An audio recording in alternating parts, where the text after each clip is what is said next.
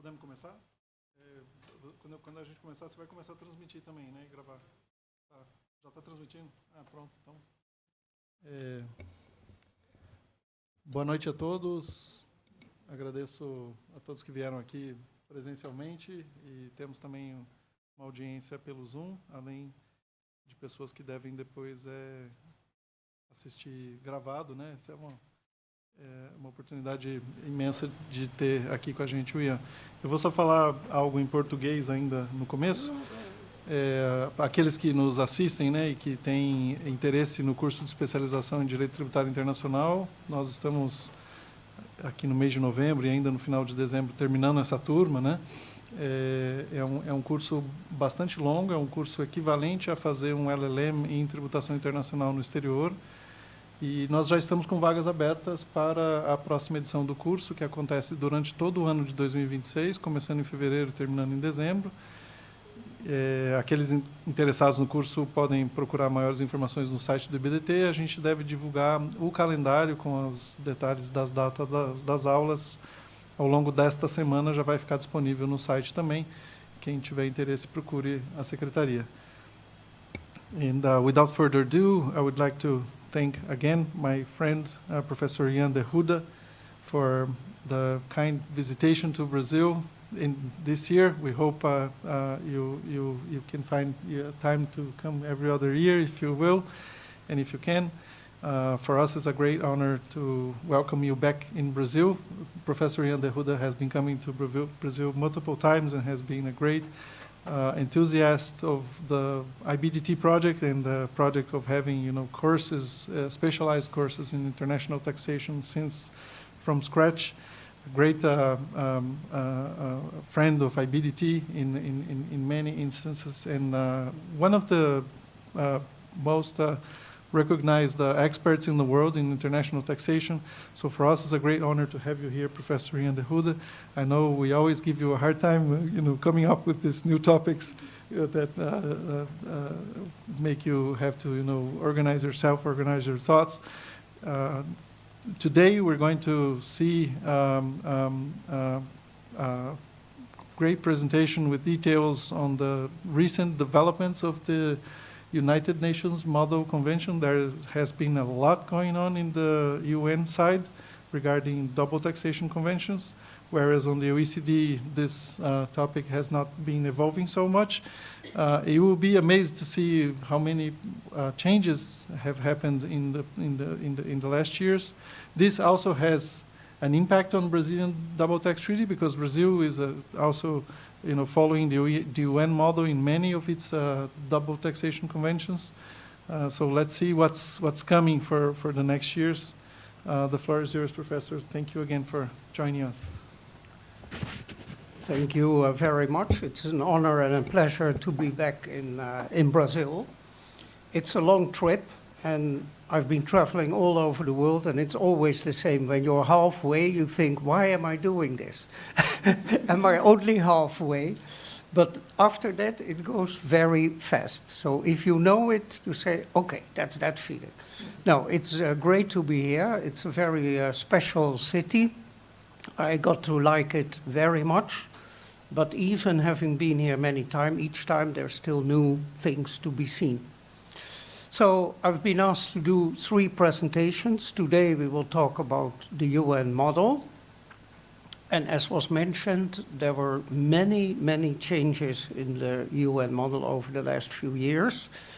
Indeed, the OECD has been very much tied up with the Pillar project, mainly the Pillar project, so they were not that fast. They are trying to gradually catch up a bit now in making changes to the model. And I just want to make first some general remarks about the UN model, and then we will zoom a bit more into the 2025 and 2021 provision. I must say it is, as you asked me to do, forward-looking. There is no practical experience with these new provisions. We only have commentaries, and these are even not yet fully finalized. This is the 2021 model with commentary, I can't show you 2025 because probably it will only appear early next year. So what we have is the final documents upon which the decisions were taken, but what has not yet been taken into account is all the interactions between those provisions. So for that reason, if you look at the documents I am referring to, you should always bear in mind that there can still be all kinds of changes because they have to look at the interaction. There's also articles being deleted, and they're still being mentioned in quite a number of provisions. If you have any questions, please tell me. And because we take this slightly different approach, we are not going to run through the whole presentation just one by one. We'll just see where we end up. Huh? Good. UN model. Why do we have a UN model? It's very simple. The first attempts to have a model. Can we put it on a large screen? Click on the banner. What? Click on this banner. This? Yeah. Okay, but now I can't search anymore. Because you wanted to No. Yeah. through them. Yeah. Okay, how do I get back to where I was? Just click ask and you will go back to the... Where? Podemos transmitir a tela dele, Yes. tá? Porque ele quer pular de slides, ele não vai mostrar Yes. todos os slides. Just click ask, yeah. Okay, it's more comfortable because I can see what's on. So just have a very brief look. Why do we have a UN model? As you can see, the model text conventions, as some people think, they were not developed by the OECD. They started in the League of Nations a very long time ago. But because there could not be any kind of agreement on that, the OECD picked up the matters. And what is important to know is the OECD model was originally developed to be used among member states of the OECD. And that's important because those are countries with a comparable level of development. So the OECD model focused more strongly on residence taxation and less on source taxation, which, if you have two capital exporting countries, is the most rational thing to do. Because the more source taxation you have, the more debates you have about how much the tax can be in the source state and debates about the relief in the resident state. So that is the background. However, because there was no other model, the OECD model also got used more and more in relation between developed and developing countries. And in that case, the situation is less balanced. So there has been an ongoing call starting before 1980 to have a model which would give more emphasis on source taxation. And over the last few years, that call for more source taxation has even increased strongly for all kinds of reasons. First of all, the times that we only had rich and poor countries are well past. We have many countries, look at China, look at India, etc., that have developed. So there is a pressure also on the OECD countries to go more in the direction of source taxation. Another reason is the UN Sustainable Development Goals, which put a task on the developing country to do their own revenue mobilization, domestic revenue mobilization. And there, if you look at that perspective, you can have domestic laws with a very broad scope, but the tax treaties can limit that if they do not allow that level of source taxation. So there are a couple of reasons why you have these tensions. The UN Tax Committee, that's good to remember, and I will not go to all the slides, started with the lowest kind of status you could have in mind, and that is an ad hoc advisory committee, but over the years it's been upgraded to a committee reporting to ECOSOC. However, The members of that committee are not in an official government capacity. They are put forward as candidates by governments, so all of them do work for the governments, the 25 members, but they speak on a personal account, not formally representing their governments. And the benefit of that is that there should be a little bit more flexibility in agreeing to things than if they have to 100% align to that. Also a bit special is the composition of this committee, 25 members. You just see here the members in the committee which just ended its turn. And you see there is a division over the various continents. It's extraordinarily complicated. You must have a division over the continents. You must have over OECD, non-OECD, men, women, and whatever. So it's a task to do that. Always in this committee, 15 out of 25 are developing country and 10 are OECD country. So in principle, when it comes to a vote, the OECD countries, although economically more important in percentage, can always be overruled. Now, why do I make that remark? Because especially the last few years, a number of provisions were proposed, Article 12b, but also indirect sale of shares and things like that, which were pushed forward, and Article 12a, by majority vote. So if that is in the UN model, there is no guarantee at all that it will ever come into a treaty between a developed and a developing country, because a developing country may not want to accept that. So when we look at the composition of the current committee, I put in red the countries which were in the previous one, but the new committee just started in July this year. And then you can see that there is a representative, again, like sometimes in the past, of Brazil as well. And each time per continent, you have some bigger and some smaller countries, some highly developed and less developed, but bigger and smaller you also see in Europe, for instance. You also have Ireland and Lithuania, which don't have, and Belgium, which don't have a very big population. I think I will just show one thing more before going to, just see. Yeah, just at a very simple way, look at this idea of the source approach under the UN model, because what we will see in all the changes is all meant to strengthen the source position. So when you look at the UN model in relation to a treaty between an OECD and a developing country, however you define it, then you can see on the slide that usually the investments from the rich country into the poor country are much bigger than the other way around. And that means that there is a big income flow from the developing country back to the developed country. And what is that income?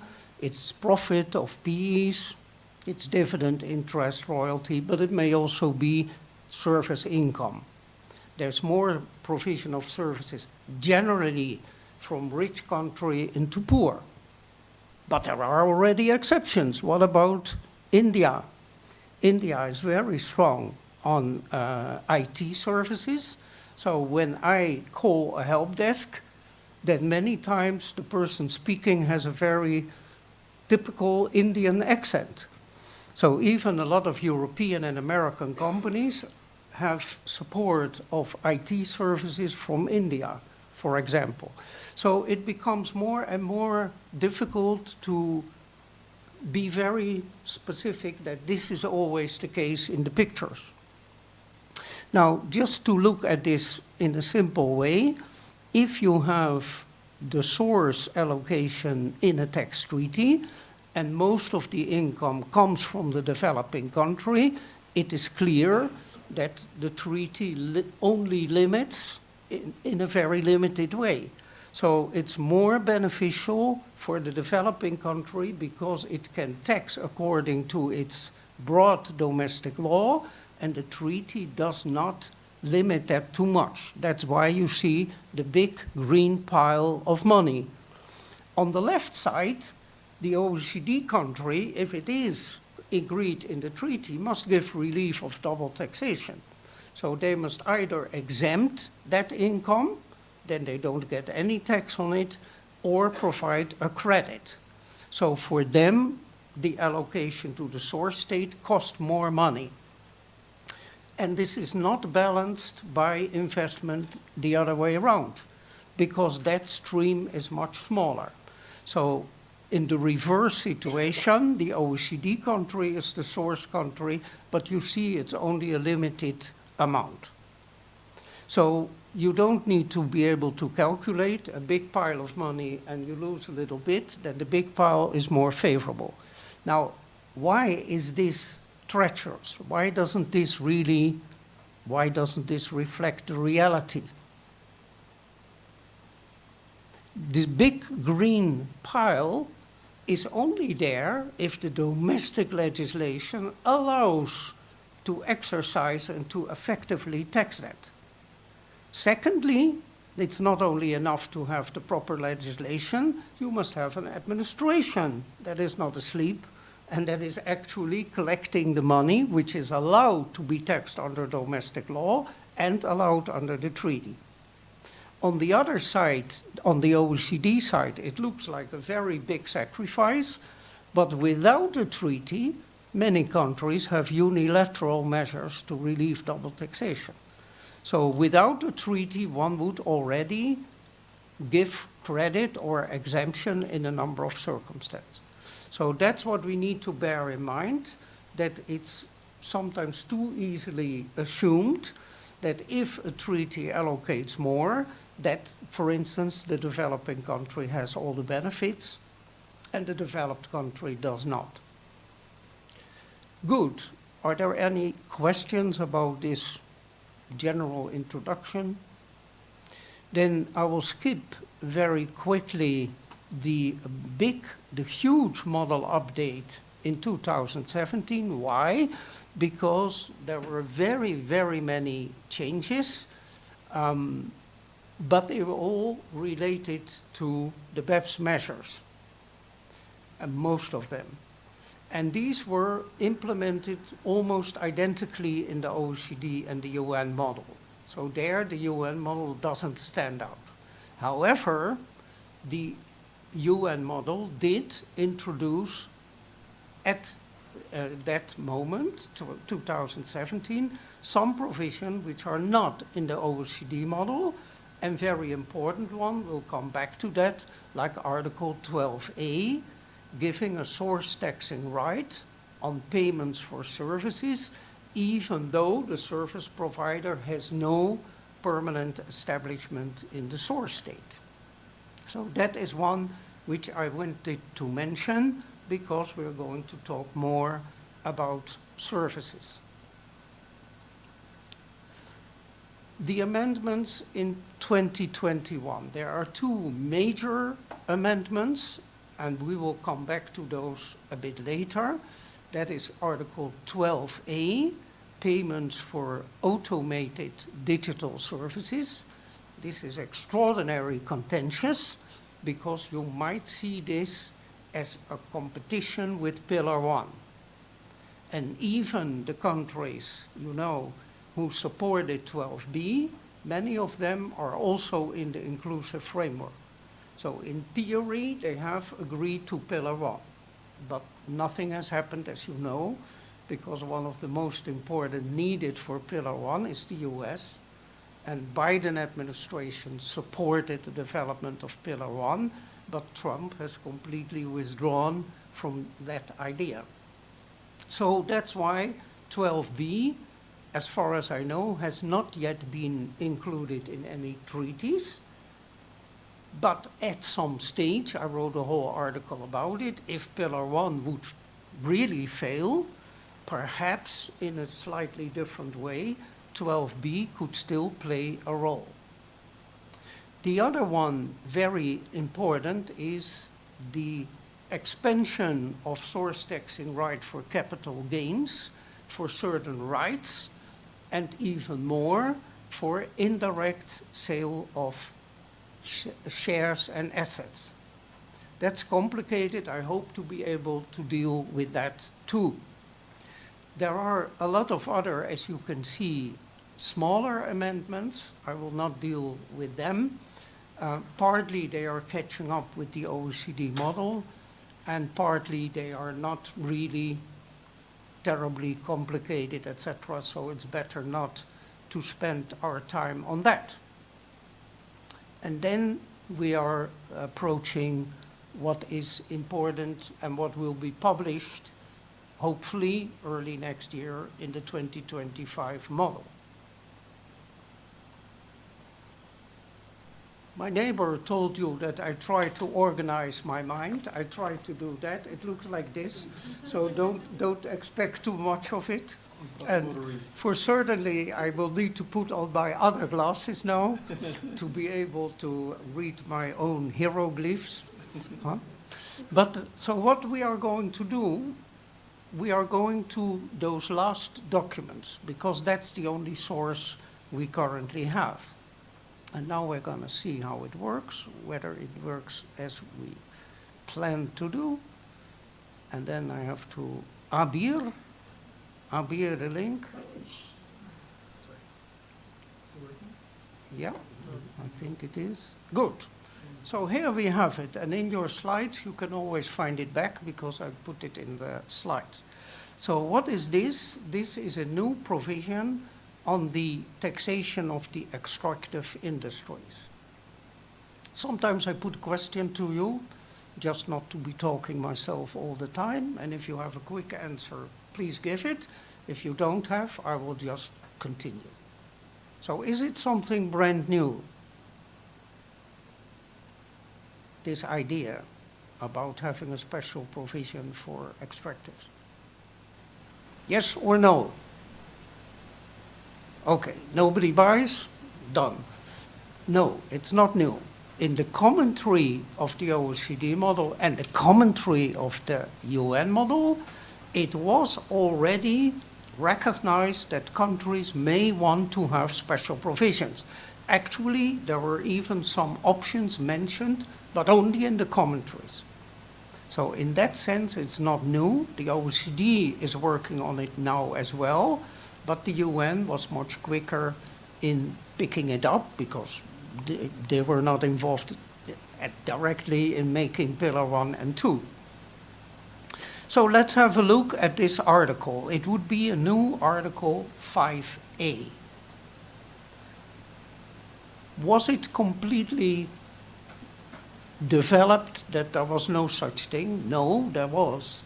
And particularly, there was for taxing activities relating to exploration and exploitation of hydrocarbons offshore. So there are a lot of treaties between countries which have a continental shelf where this kind of approach was already introduced. And why was that? Because due to the nature of working on sea, offshore, actually it doesn't start only on the continental shelf, but it starts already off the borderline of the beach. So as soon as your feet touch the water, that was the line where the new approach would apply. There were two ideas. The circumstances there wouldn't allow you to work there all the time of the year. So you may have to do things much shorter time than onshore. So there might be an argument for that, to have a shorter period before you have a PE. That might be a consideration. The other one might be offshore, it's more difficult to see what's happening there. So onshore, you can better see what happens. So a substantial number of treaties with countries that have hydrocarbon activities on their continental shelf and territorial waters were already having this kind of approach. And the kind of approach is to have a deemed PE for business activities already after 30 days, which is very fast. So when we look a bit at the text, we see the following. The provisions of this article shall apply, notwithstanding the provisions of Article 5, 8, and 14. 5, you know, is the PE notion, 8 is international traffic, and 14 is services provided by individuals like engineers, doctors, etc. And if they are non-resident, you're only allowed to tax them on two circumstances, either if they have a fixed base, which is a little bit like a PE, or if those services last for a certain period of time. So this provision overrides those norms from those articles. For the purposes of this convention, a resident of a contracting state which carries on activities in the other contracting state, which consist of or are connected with the exploration for or exploitation of natural resources in that other state, shall be deemed in relation to those activities to be carrying out a business or performing independent personal services. So this is going to be out because the same update deletes this Article 14. So in the final text to be published, this will no longer be there, the case of Article 14.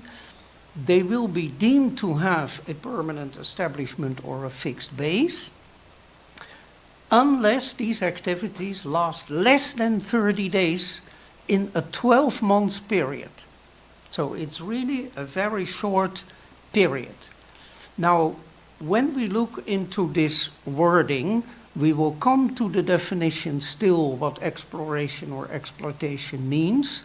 But do you have, when you see that wording, do you have any questions or? Concern about what are connected with? Yeah. That's the widest connection you can imagine. So it's a good question. So when you have exploration and exploitation of hydrocarbons, even the catering company doing that catering for more than 30 days is deemed to have a PE. So it's an extraordinary wide. Now why would that ever be so wide, so broad? I mentioned some of the arguments specific for the sea, the continental shelf, but there is a broader idea behind it. Because this does not apply for banking, or it does not apply in insurance companies or whatever. Why here? Because it's your natural resources. It's one of the most sensitive political matters. What is behind this provision? I want to be able to tax everything earned in relation to my natural resources. And this is the one side. The other one is, as we will see, that for some elements, the license holder, the person who is, say, the company doing the exploration or exploitation, would many times have a PE because he is longer involved in that country, has a fixed place, etc. But you also have increasingly subcontractors. So in the past, the oil companies, for instance, did everything. Nowadays, they have slimmed down to a number of basic functions, and for all kind of other activities, they hire contractors. And those contractors may be at the other country at a shorter period of time, whereas what is paid for them does of course reduce the taxable income of the license holder. And then on top of that, in the past, in a number of situations, also what I saw myself when I was a treaty negotiator, those subcontractors were low taxed in their country of residence. So all kind of elements why countries wanted to secure that they could always tax it. Now, when we further look at these sentences, that a resident of a contracting state carries on activities in the other contracting state. What is the other contracting state? Now, in any form of definition, the territory of that country, including the territorial waters, are considered part of that state. The continental shelf is not. A continental shelf or economic zone are not a part of that country. That country has limited sovereign rights on a continental shelf. So it's generally recommended that countries define their state, including the continental shelf. There are theories that if you haven't included it on basis of public law, etc., you could still say that it is covered, but of course it's better not to take any risk there. So what is vitally different in this approach compared to what I previously described, this also applies onshore. So in all these other treaties I mentioned, it was exclusive for offshore. And understandably, there were developing countries and some OECD countries who had more development of natural resources onshore than offshore that said, okay, maybe the situation offshore is different, but I don't have the people to police and see what they are doing onshore either. And partly I can be confronted with similar problems of contractors. And in the beginning, a number of the OECD countries did not want to do that. They only wanted to keep the expanded PE notion for the extraordinary circumstances on the sea. So this is a groundbreaking new approach, to have that broadened PE notion also covering onshore. So that is something which is important, and it's 30 days in any 12 months period. Why not 30 days in each year? What's the difference between 30 days in a tax year and in any 12 months period? If you have it in a calendar year, in a tax year, you can easily structure the presence to be in 2 different years. So then in each year you wouldn't meet it. If you say in any 12 months period, you cannot switch it over between December and January. See? So that is, I just mentioned those kind of things for the sake of completeness, why we have that kind of wording. Then we have a provision with the relation to Article 8, International Shipping and Air Transport. As you may know, international shipping and air transport in the current models has an exclusive right for the state of residence, because international shipping and air transport is difficult to allocate where the profits are. So if you would have a movement, for instance, from one country into the continental shelf of another one, delivering goods and returning afterwards, the profits made with that kind of transportation would only be taxable in the state of residence. However, if there would be transportation coming into the other state and would be doing movements within that other state, that would no longer be international traffic. Now, what they wanted is to secure and to have some kind of equality if there was the 30 days. So what they said, this article overrides international traffic, but only in the case if that company doing the international shipping and air transport is present in that other state longer than 30 days. So in that situation, Article 8 is overridden, and there is a source taxing right in the source state. By the way, again, there will be an interaction because there will also be a change on Article 8. We will discuss that later on.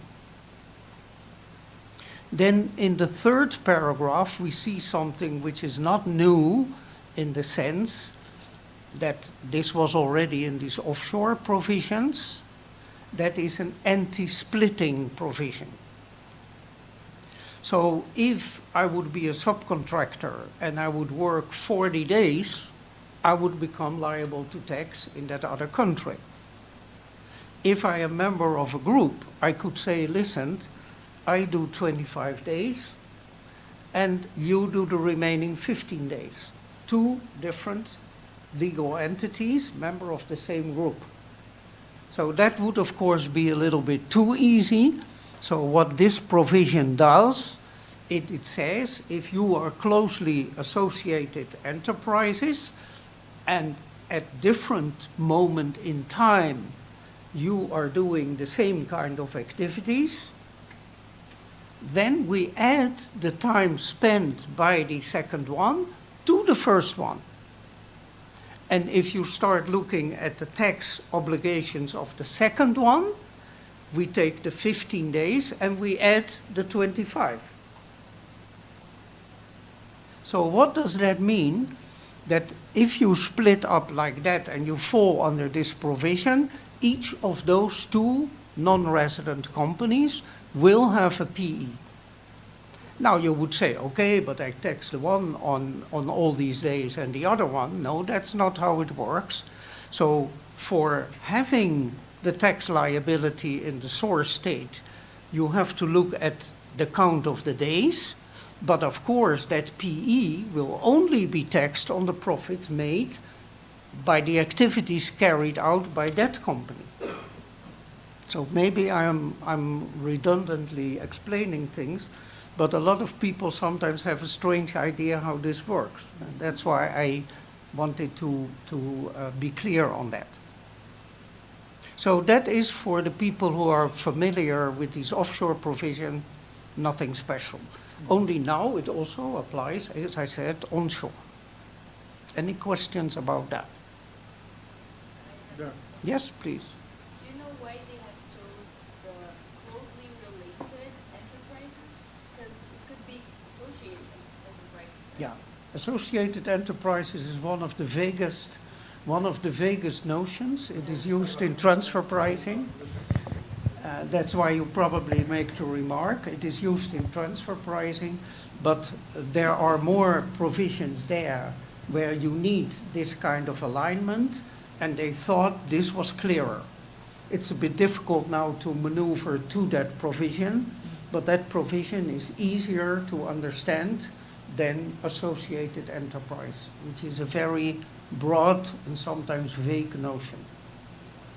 Okay. You need it, the same is needed under the BEPS for in the context of agents. Yeah, makes sense. So Thank you. that is the background. They thought that was more practical to do it. And because they already had it there in Article 5, they also used it for this provision in Article 5A. All right. Yeah? Yeah. Just a brief comment. Brazil has offshore clauses in the treaties with Norway, which is already approved.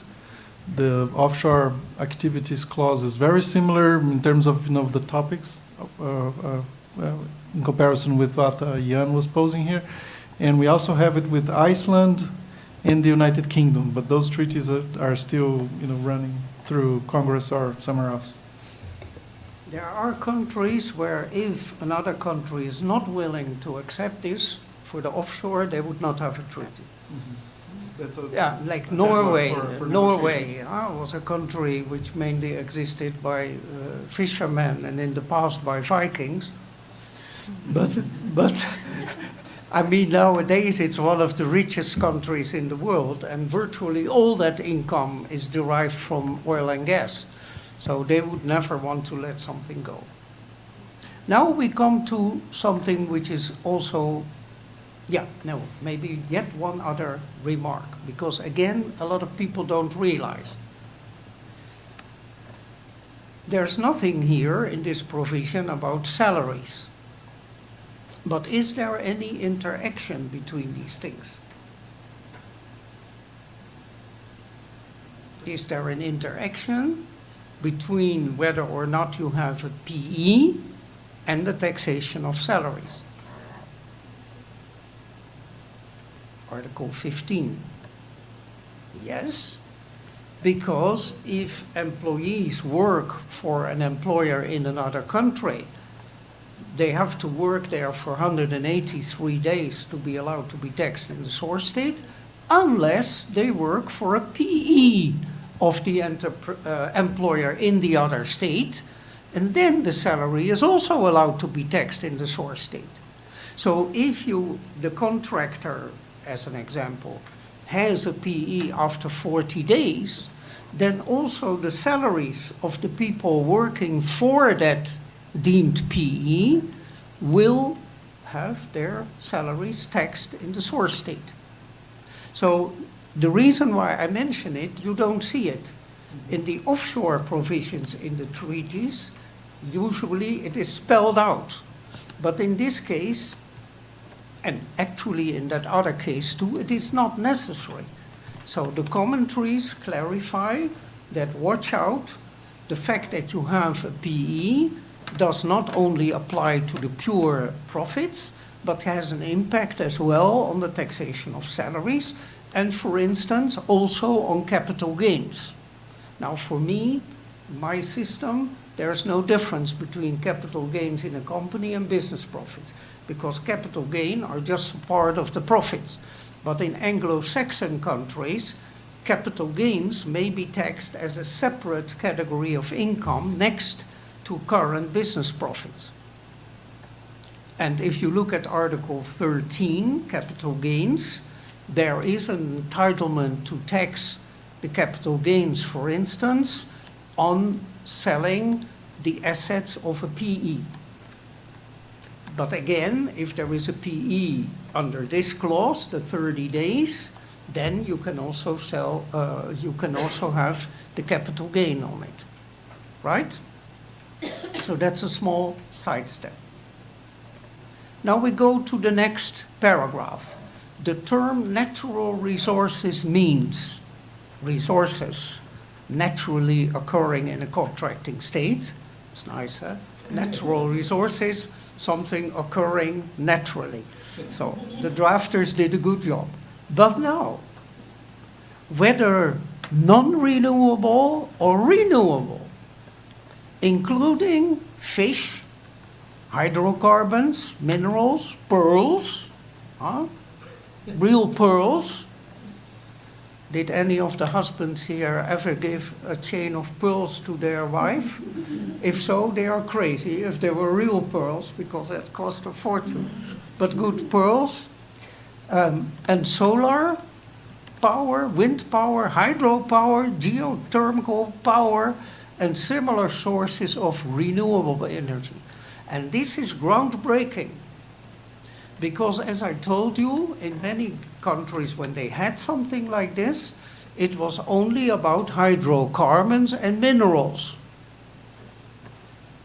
And these are the things where it is extraordinarily sensitive to tax because they are non-renewable. So once someone has taken out the oil out of your land and taken it away, you will not get new oil back. It doesn't grow like a plant. So, and in many countries, the take from this kind of business is fully in the taxes.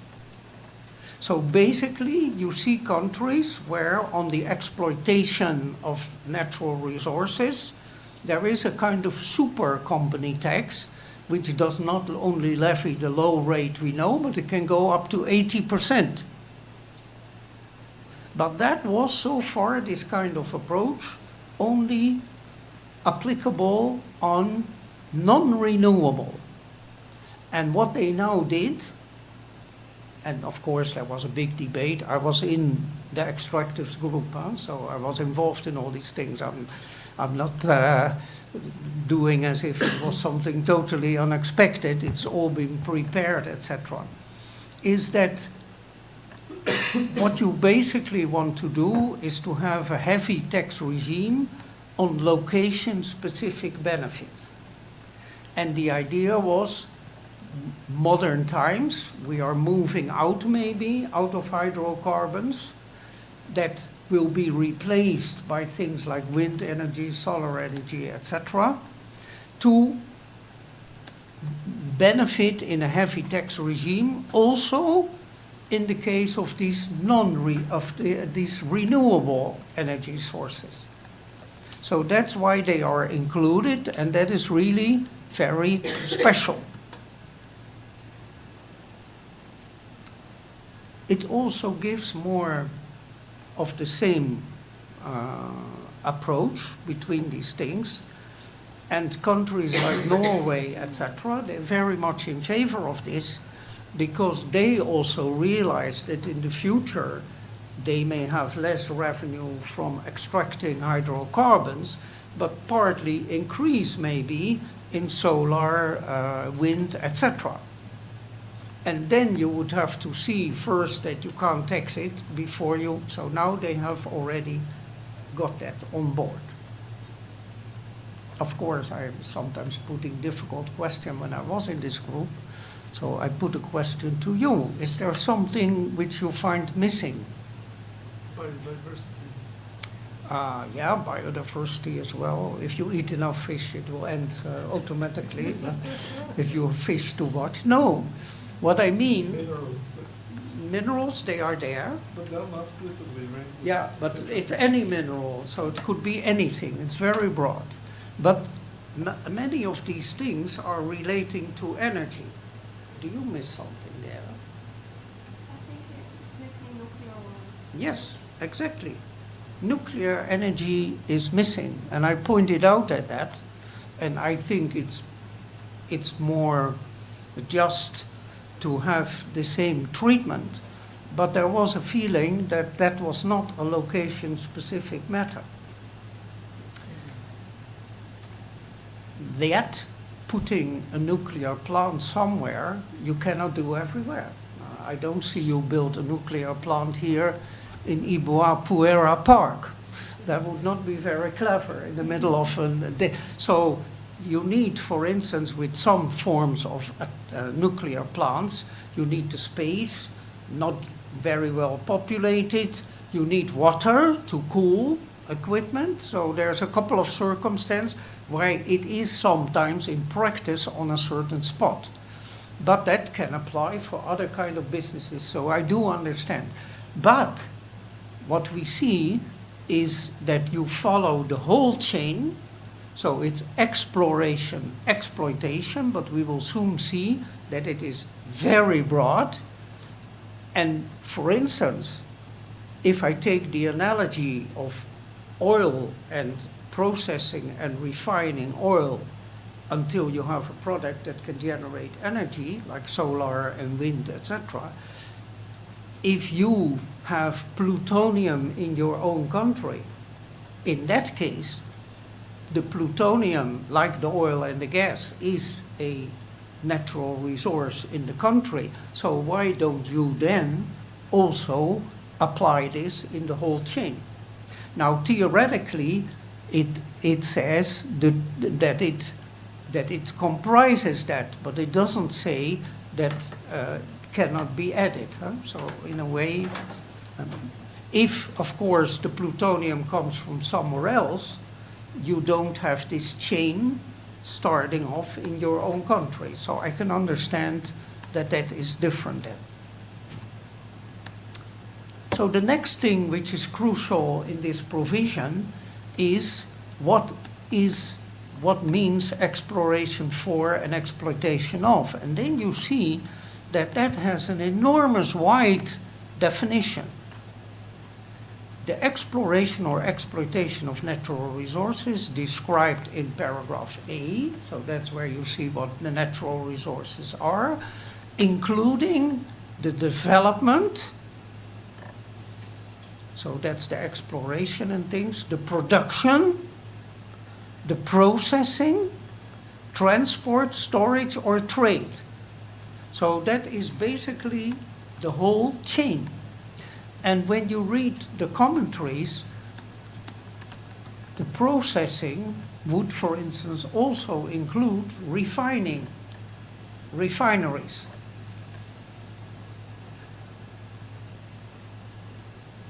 Would that be important in this context? What is the effect there? Now, if you have a refinery, you are 100% sure that you have a PE. So what is the gain? The gain may be the subcontractors. So you may have a refinery yourself in that chain, but you may need subcontractors for certain technical things which need to be done with respect to those refineries. So basically, this goes very far. And for me, being accustomed to a provision of offshore, it is an entirely new dimension. Because if, like in those protocols with the Netherlands, Denmark, Norway, UK, etc., there is a kind of natural barrier because you don't have refineries on the sea. So the processing in there is usually stopping offshore when you do some processing that the gas or oil can be transported to onshore. But now that this whole chain applies also onshore, you get much more impact, in my opinion, when I read this, also for subcontractors operating onshore. So theoretically, that might have already been the case also offshore, but a lot of this, what they call downstream, I always have to think about it, but in the oil, the upstream is when you win it, and the downstream is all the things after. Can go very far. How far it goes? It even goes to II, decommissioning and abandonment of facilities, and III, restoration and rehabilitation of land. You know, nowadays, and we also recommended that in the handbook on the extractive industries, if you don't force the person who gets the license to take out the oil to take the necessary decommissioning measures when stopping, then next generations will be confronted with the consequences of leaking oil things, etc. So nowadays, the decommissioning cost and rehabilitation cost can be billions. We are not talking about small money. And a lot of that work will be done by contractors. So why have they included all this? To secure also the taxation of contractors working at the very end of the whole exploitation. Good. Any questions about this provision? I have meanwhile already picked up a number of things. Yeah. I see that along the document there are also other versions involving the use of Article 12A. So just very briefly, if a country chooses to use this original version of the article, it means, or maybe it's more suitable for a country that doesn't impose withholding tax on technical services, right? Because those decisions are sort of correlated, right? When we decide to tax the foreign subcontractors that stay in Brazil for a while, for a short while, under a PE regime, we are relinquishing the idea of taxing, imposing withholding tax on technical services, right? Those. You know, the relation is slightly different. If technical services are being paid for by a resident of that contracting state, and now you are indirectly coming to what I wanted to add, if you have the deemed PE, and maybe 30 days, but it may also be 100 days, but it's not a PE because it's moving around, but if you have by fiction the PE, and you have technical services provided for the benefit of that PE, then this service fee is arising in that contracting state, so you can still, on that one, so even of a service provider who is not the one doing the 30 days, you can still have your fee, your 12A. If it is the same that does the 30, 40, 50 days, then you start with the withholding tax, but Article 12A says that if the services are provided through a PE, also the deemed one, then you switch from gross taxation to taxation of the PE. So it's two different things, huh? So if the company, the contractor itself is providing technical services, then if you have a 12A, a lot of countries don't have, but if you have it, you could have a withholding tax on it, but if the service provider is considered to have a PE in that country, you switch to net taxation.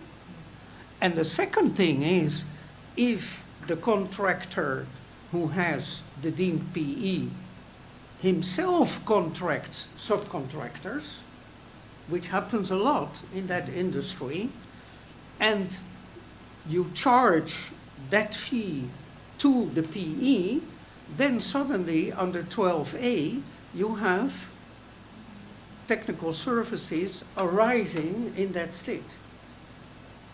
Yeah? So take one example. You may have a company doing seismological research, and they can do it by boat. So they are coming with a boat. It's not international traffic. They're just coming to that continental shelf. They are continuously sailing around to make things, but usually they don't do so they got the assignment to do the seismological research and to report on that to a customer in that source country. But that report has to process the data which they assembled with that ship. And if the contract is that they do that whole operation through the PE and they hire a consultant to interpret and to help to prepare the report, which is provided through the service provider having the PE, then basically you have the connection between the two. Huh? So there is much more in practice when you look at how it can work. It can have an enormous impact. Now, just one other thing which there's been, of course, also criticism on this approach, and one of the things is that you get unequal treatment between certain contractors working in the context of this and other contractors. So take the example of the catering. If you are catering for one of these activities, you have a PE after 30 days. We are talking, of course, about a non-resident caterer. If it is a resident caterer, they're always liable to tax. But if the same caterer does the catering, does a non-resident, for a normal construction site, then there is no tax liability if he doesn't have a PE. So in other words, what you have to be very cautious with in practice, if you have a client who is doing catering in your country, and he says, oh, I'm off the hook because I'm not taxable because I'm not in that chain, then he is mistaken. He can be mistaken if he is there for or she there for 30 days, then they can have a PE. But if that same client subsequently works on a building site not connected to this, that same person doing maybe the same activity would not be liable to tax in that country.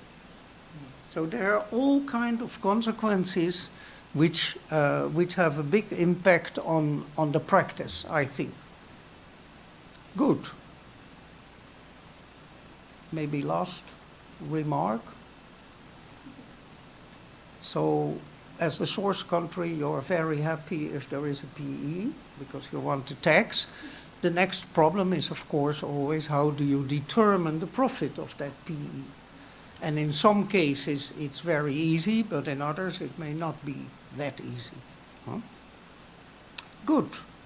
I think I have discussed enough if there's no more questions. So this is really groundbreaking. The OECD doesn't have it. And yeah, it's very interesting to see in practice how big the uptake will be on this provision. Where is my... Yeah, there it is. So we can close this document. Yeah. Oh yeah, I wanted to destroy it altogether because now it will come back. Okay, will it? Okay, good. Then we go to the next one, Article 8.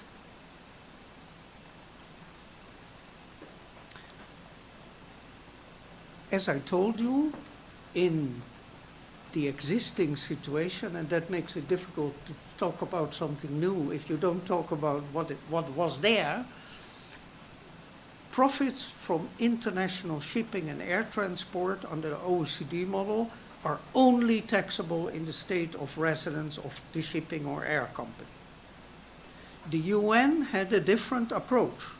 For international air traffic, they had the same. But for international shipping, they had the option of having source taxation, only for shipping. So what, before we go to the text, but then you are aware of it. So what did they now do?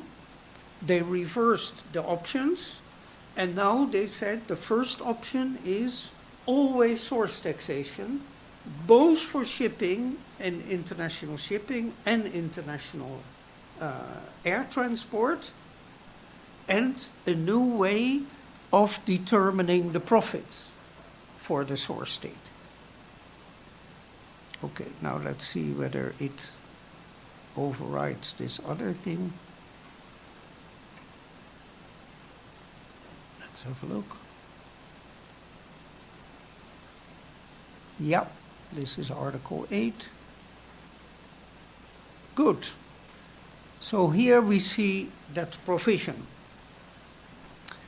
Alternative A is where both shipping and air transport are now taxed also in the source state, and option B goes back to this option of exclusive taxation in the resident state. So let's look particularly at option A, which is the most important one now, the change. Income arising in a contracting state from the operation by a resident of the other contracting state of ships or aircraft in international traffic may be taxed in that other state, so the resident state. However, so it's the same what you see with dividend, interest and royalties. However, income from the operation of ships or aircraft in international traffic arising in a contracting state may also be taxed in that contracting state in which it arises, and according to the laws of that state. So there's no PE requirement, it's just income arising, because many times those international shipping and air transport companies do not need to have a PE. So there is a source taxing right, but if the beneficial owner of that income is a resident of the other state, the tax so charged shall not exceed. And then it is either 50% of the tax that would be imposed under the domestic law of the source country on the net profits, 50% of that tax on the net. Why not 100%? I would like to have 100%. Why 50?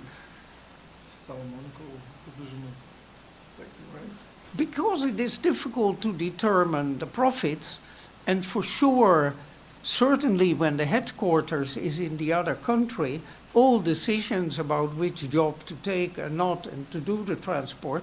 So it is not unreasonable that if you are allowed to tax, and if a domestic legislation would be overly source-oriented, basically grabbing a lot, that you would say, I want to limit that to 50% of what you do under domestic law, or X% of the gross amount of the payments.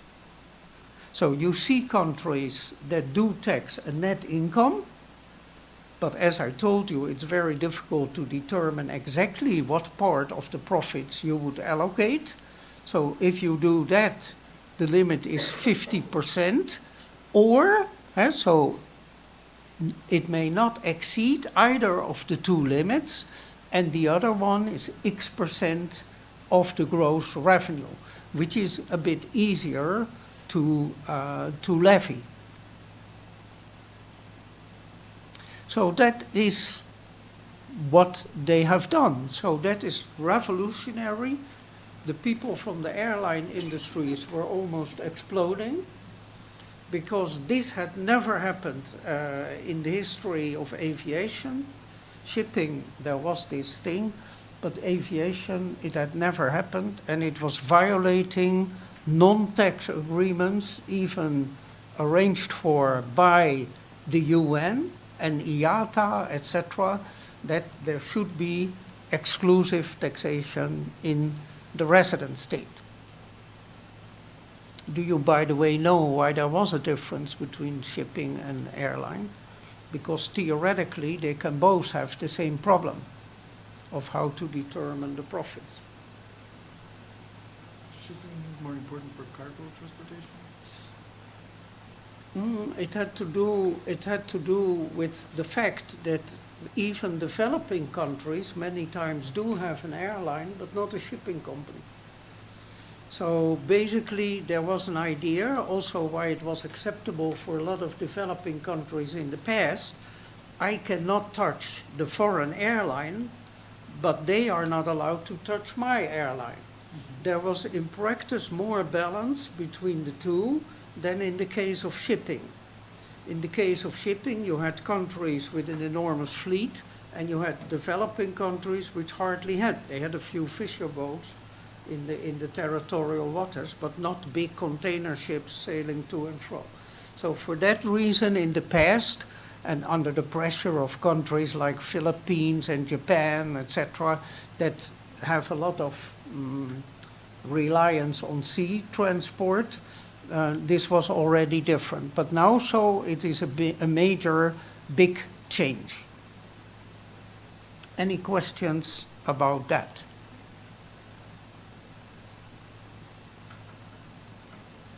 Now, what is still relevant is, you know, income from the operation of ships. It means the total gross amount received from the carriage of person. So it's a description of what transportation is. But then it says something subtle. The term shall not include items of income dealt with separately in other articles of the convention. That is also making a change compared to the current practice. Anybody knows why this is? What this is? So what happened with Article 8 in the past, that it was rather broadly interpreted. It was including income from ancillary activities. And these ancillary activities might, for instance, also be the revenue from working capital, so interest or other income. And that was then absorbed by this exclusive resident taxation in the other state. And now, if there is income being derived, that ancillary income, but that type of income is separately dealt with in other articles of the convention, then those articles will apply and not Article 8. So there is something in that small sentence too. But the wording sort of allows the application of Article 7 to ancillary items of income as well, right? Because it doesn't fully exclude the possibility of applying Article 7 to certain items, like maybe interest, for instance, would That's be... the example which is given. Yeah, So yeah. not the business profits, that's what I'm not, I mentioned, for instance, interest. That is, if that is separately in another article, so I think you should further look in detail in the commentaries to see the examples, but they give, for instance, an example of interest. And it does give a more precise allocation than, for the sake of being practical, put it all together under international shipping and air profits, which would be only taxable in the other countries. So the airlines and the shipping companies are not always happy with this either. Huh? Good. So no PE requirements there. I think we can go further because we still have a lot to cover. If there are no questions. It's a mysterious mouse. It doesn't always want to appear. Swing around several times, it will come. Ah, yeah. Then we can close it if we want. Oh, yeah. Good. Then the next one we are dealt with immediately because we are going to talk about that tomorrow. Oh, yeah. That is payments for software. Oh, I'm going too fast. So we got still a very important one. I hope it doesn't cause too much confusion now, because some of you recently heard that there is an Article 12a, but Article 12a is going to disappear already after a couple of years. And not only Article 12a, but also Article 14. And I think it's better to briefly say a little bit about that before plunging into it, otherwise the whole context is gone. When you go to the OECD model, cross-border service activity, so service provider state A doing services in state B, there is no taxing right in state B at all if the service provider doesn't operate through a PE. That's Article 5 and 7. There is another type of service, that is Article 14. That is the self-employed. The OECD has already done away with that a long time, but since there were still developing countries who said that a self-employed lawyer, doctor, engineer does not make profits, but they had in their domestic law, they treated it as another kind of income, professional income. It was a kind of curse. Is a doctor making a profit? Is it a capitalist? Of course not. A doctor earns a remuneration. And if he is self-employed, then we should tax that separately, but not this, like businessman or so, a doctor, an engineer, that's a noble profession. So that is the background why in the past you had trade and business activities and self-employed. In most developed countries, and I guess now also in all developed countries, you see the self-employed lawyer, doctor, engineer as just making profit. So it's Article 5 and 7. OECD deleted it a long time ago. The UN had that discussion even just a few years ago, and then they didn't dare to let it go, and now they wipe it off the table. It's no longer necessary. So what you should realize, where we are coming from with services, is that you would only be able to tax as a source country if there was either a PE or a fixed base. But in Article 5, there was also a PE if the service provider was providing the services in that other country for longer than 183 days. So that was a deemed PE. Now, why is it important when you have a PE? Because if you have a PE, it is net taxation. So you need to see that context, huh? No, this one. Here you see it. Furnishing of services. The term PE also encompasses the that's the UN model, huh? The furnishing of services including blah, blah, blah, through blah, blah, blah, blah, blah, but only if the activities of that nature continue, and then you see in red, for the same or a connected project within the other contracting state for a certain period of time. This is the provision the UN model had, but in the 2021 update, the words of, I think already in the 97, the same or connected project requirement was deleted.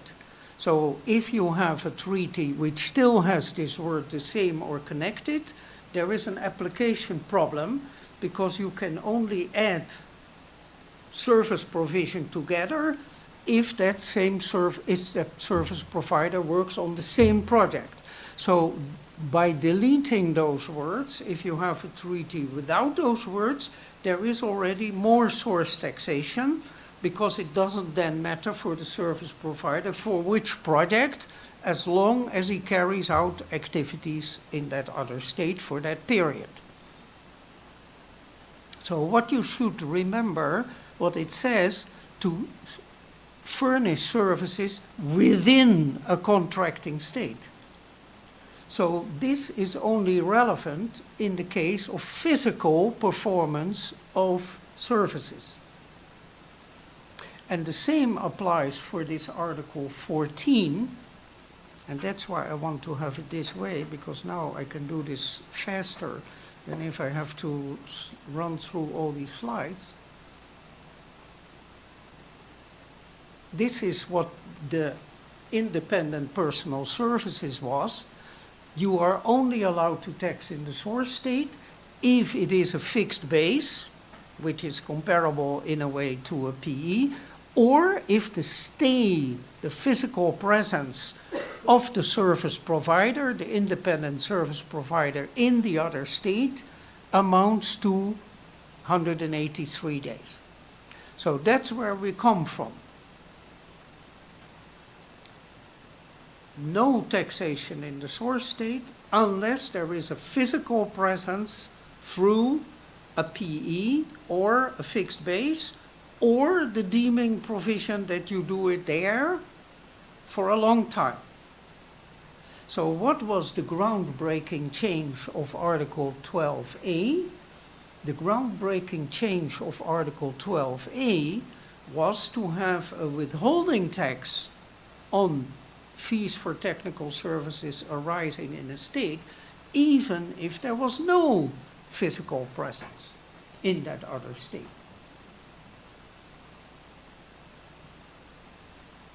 So this 12a was very revolutionary and was introduced in the 2017. 2007. You know, when you're old like me, decades, you know, is so relative. Huh? So I'm allowed to be a little bit more sloppy with years. Huh? For me, it's all peanuts. Huh? Okay, so let's look. We can do a break in 5 minutes. Oh yeah, we can do a break, 5 minutes. Because otherwise you would be exhausted. I mean, I will survive. You have to drink some No, water. no, I can continue forever. When it's about tax, huh? Okay, so 12a, taxation in the source state, even though there is no presence, and tailored exactly on the same way as dividend, interest, and royalties, as passive income. And that is immediately why there is big opposition from OECD country. You are changing an allocation which exists for more than 100 years. Providing services is not passive income, like dividend, interest, and royalty. So you should only be allowed to have a source taxing right if there is a physical performance of these activities. So for a number of countries, taxing services without physical presence is absolutely violating all principles which exist for 100 years. Okay. That's just the background. So what does it say? Fees for technical services may be taxed also in the source country. And you see, they made, if it arises there, and when do the fees, when do the payments arise there? If the fee is paid by a resident of the source state or by a non-resident of the source state who has a PE, and the PE bears the service cost. Then it arises in a contracting state. Now, fees for services could be extraordinary broad notion. So they explicitly in paragraph 3, you can see they carved out a number of situations. For instance, an employee. Because in theory, an employee is of course also a service provider to the employer. So you would get a great confusion between 12a and 15. So it is made clear it does not cover payments to an employee by the person making the payment, the employer. It also did not comprise fees for payment of education at recognized educational institutes. And the reason was that developing countries said we don't want to burden that by source taxation. So in my case, if I would charge a fee for teaching here, then that would not be under 12a if 12a was there. Is it because you all think I'm so kind? No doubt. No doubt that is one of the reasons. But basically the main reason is they didn't want to create obstacles to experts to go and teach people also, particularly in the UN model, when they teach in developing countries. That was the idea. Under this new article 12AA, those ideas will be completely abandoned, by the way. And this one is an important one too. What they also carved out is services, fees paid by an individual for personal use of a service. Because one of the arguments of 12b was also that the service fees were base eroding in the source state, because the person using the service was making the payment, and that is a business expense, so it reduces the company tax of the person, of the company that gets the service. But in the case of an individual using it for its own purpose, it's not a person who's carrying on a business for the private use. So why would you then need to have source taxation if there was no base erosion? That was the underlying idea. And it's important to mention because, as I say, in this new article, a lot of things are going to change. For the rest, I will not go into that to save time, but the way, how, when do you consider something to arise, it's the same as with dividend, interest and royalty, and also if the service provider operates through a PE or a fixed base, to be deleted because Article 14 is going to disappear, and even the whole of 12A, so it's a very dynamic situation. So that is dealt with like with those other passive income ones. They introduced one new one, which had never been introduced in passive income, that if the service is paid by someone in the source state, but that someone has a PE in the state of the service provider, and the service is used for the benefit of the PE in that other state, then it is not deemed to arise in the source state. And that is logical, because then when it is used for the PE in the other state, it is not fiscally charged in the source state. Because if it is for the benefit of your PE in another state, you have to charge that to that PE.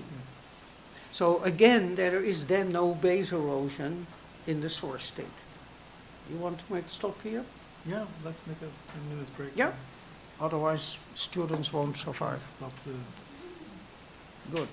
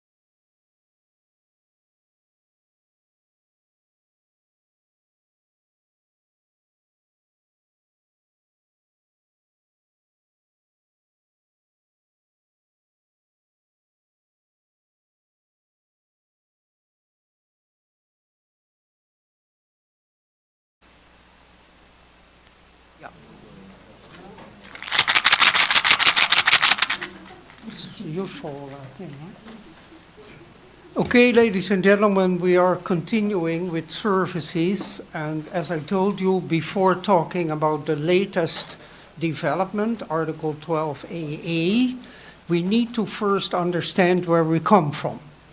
But I told you, OECD model, only source taxing right if a physical presence constituting a PE. They don't have Article 14. UN, same, if a PE or a fixed base, or this presence in that country.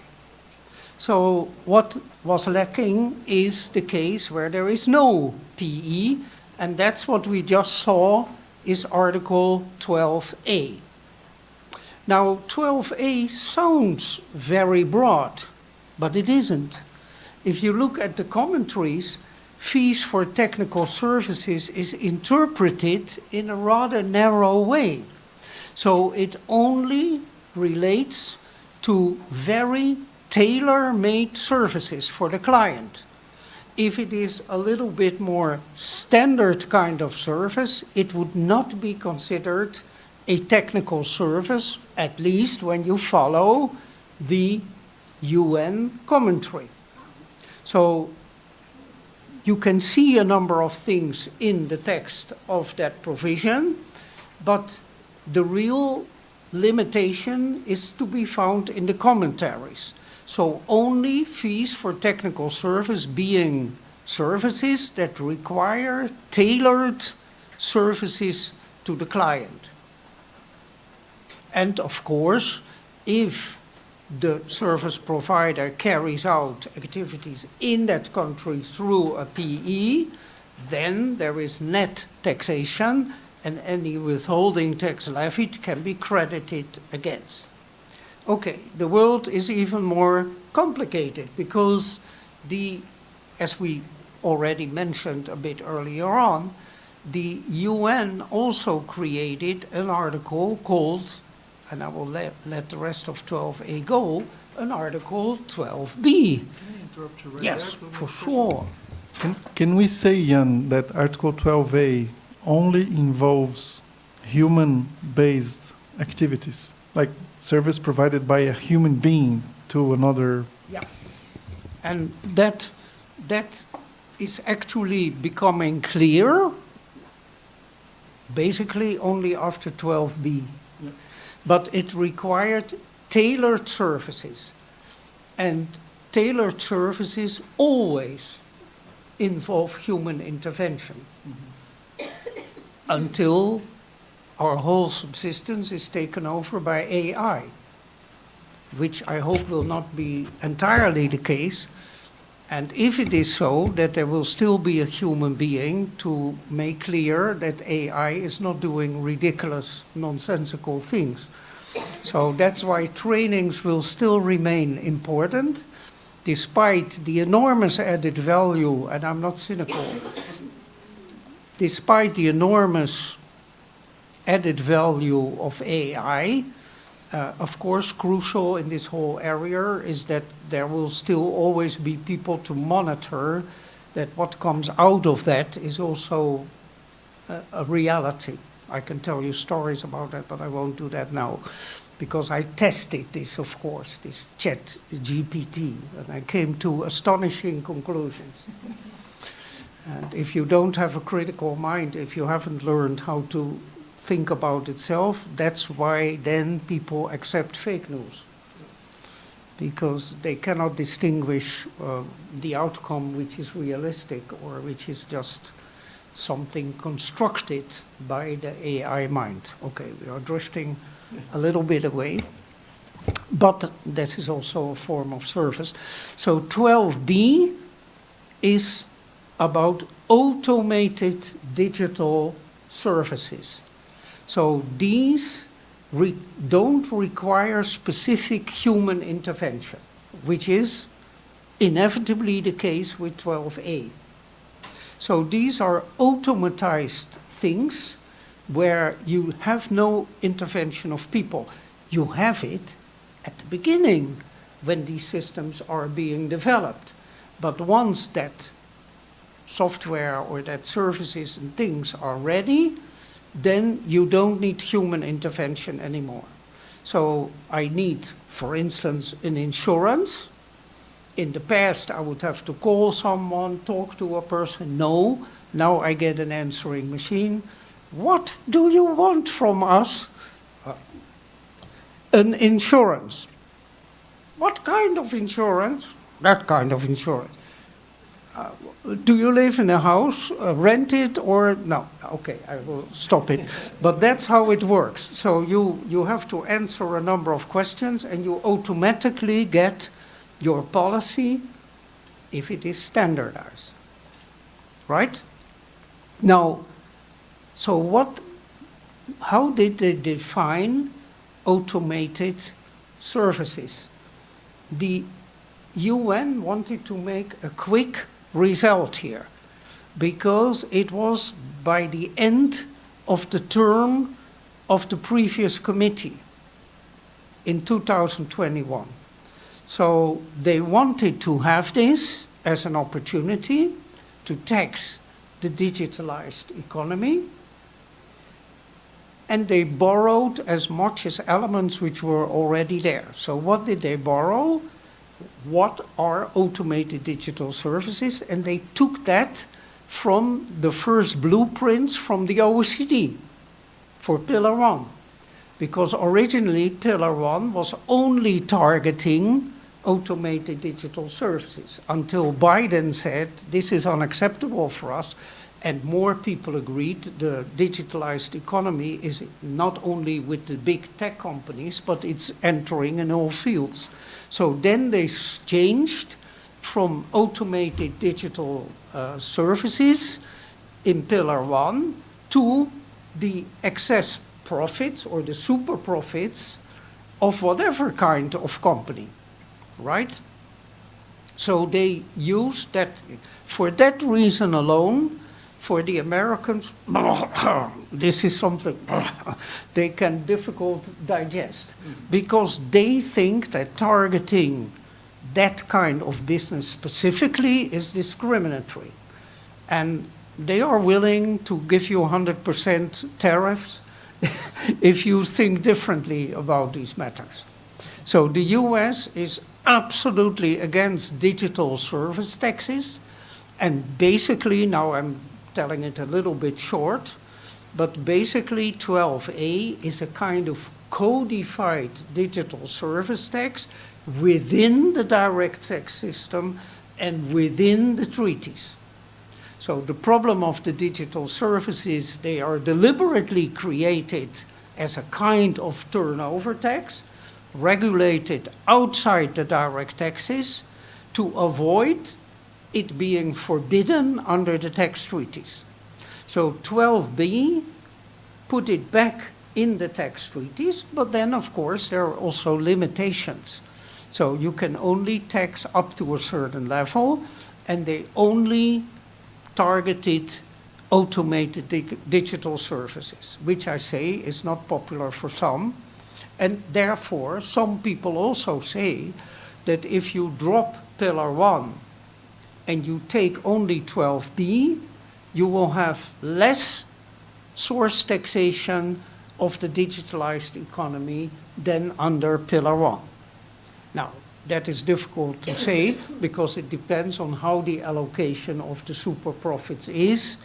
And if it is only 25% above 10%, a lot of developing countries would like it to be not 25, but 50% of those, and differently allocated.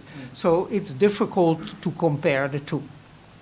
Now, 12B has one special feature. It was the only way to get it passed, is to also have a fallback of a net option.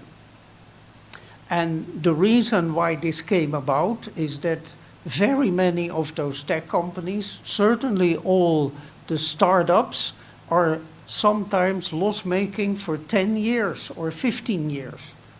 And if you would levy a tax on the gross amount, you would continuously be taxing these companies, whereas they have no profits at all. So that's why there is a very simple, between brackets, net option, but in order to keep it simple, it is a rough method. So it looks at profitability levels. And is it for the whole company? Is it only for the digitalized part? Well, I will not go into that. So the UN and a number of developing countries will want to keep 12b as long as there is no accepted solution for Pillar 1. So that's why in where we are going now, that they do introduce a new article which will, in a broader sense, make it possible to have source taxation on provision of services by taking away Article 14. So Article 14, as we've just seen, does still require a fixed base or a presence. Out with that. 12a, only specialized technical services. Out with that.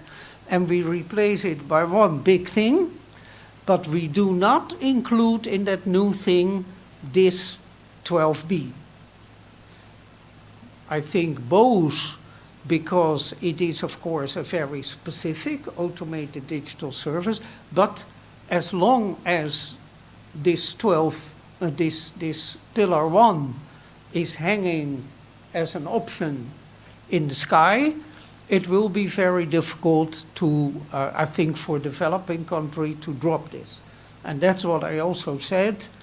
12b, in a way, helps to give some pressure, even if Pillar 1 becomes a success ever. One of the reasons why it was changed in some respects to the desires of developing country is that there are alternatives like DSTs and this. But you get war with the US, that's a different thing. So, okay, now we can do the jump for the services. Oh, I'm getting used to this whole thing. It's getting better and better. Good.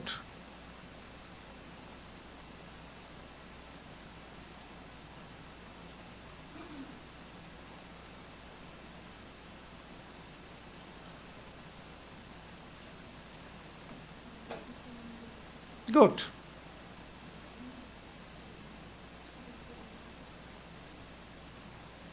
Many work streams and things like that. So I'm looking now at the wording. Yes. Annex A. Good. First confusion in this document. We are talking about an Article 12a. But they realize this is not very clever. When you just had a 12a, everybody gets completely confused. So now in the final model, it will be called 12AA. So that you know about it. Fees for services. So we will run a bit through. Fees for services arising in a contracting state and paid to a resident of the other state. The classical way of formulating a source taxing right. Paragraph 2, however, subject to the provisions of. So these will not be overridden by 12AA. So it will not override 8. It will not override 12b. It will not override 12c. You say, 12c? Yes, that is a new one for insurance companies. So this is 12c. And then not 16, 17, 18, and 19, which also have forms of services. When I looked at this, I got a bit suspicious. And I thought, it doesn't seem to be okay, this. Because and it's just a mistake in the document. So here they have forgotten to exclude 15. But On page 19 of this document, in the commentary, you see that they assume that there is a carve-out of 15. So this is, I hope they have seen it when they publish the thing, that they carved out from the text 15, because like 12a, you don't want employee salaries to be covered by 12AA, whereas we have already Article 15. May be taxed in the source state, the contracting states, according to the laws of that state, but if the beneficial owners, it's all well-known kind of language, the tax charge shall not exceed X% of the gross amount of the payments for the services. The term fees for services means any payment in consideration for any service. So we are done with this idea of yes or no human intervention and how much. However, we keep having a borderline with 12b, because 12b is not overridden by 12AA. So if something falls under 12b, 12AA will not apply. So one of the arguments for doing it is to simplify, to remove 14 and 12a, and to replace that by one other article, but the borderline and possible disputes between this and 12b in principle still exist.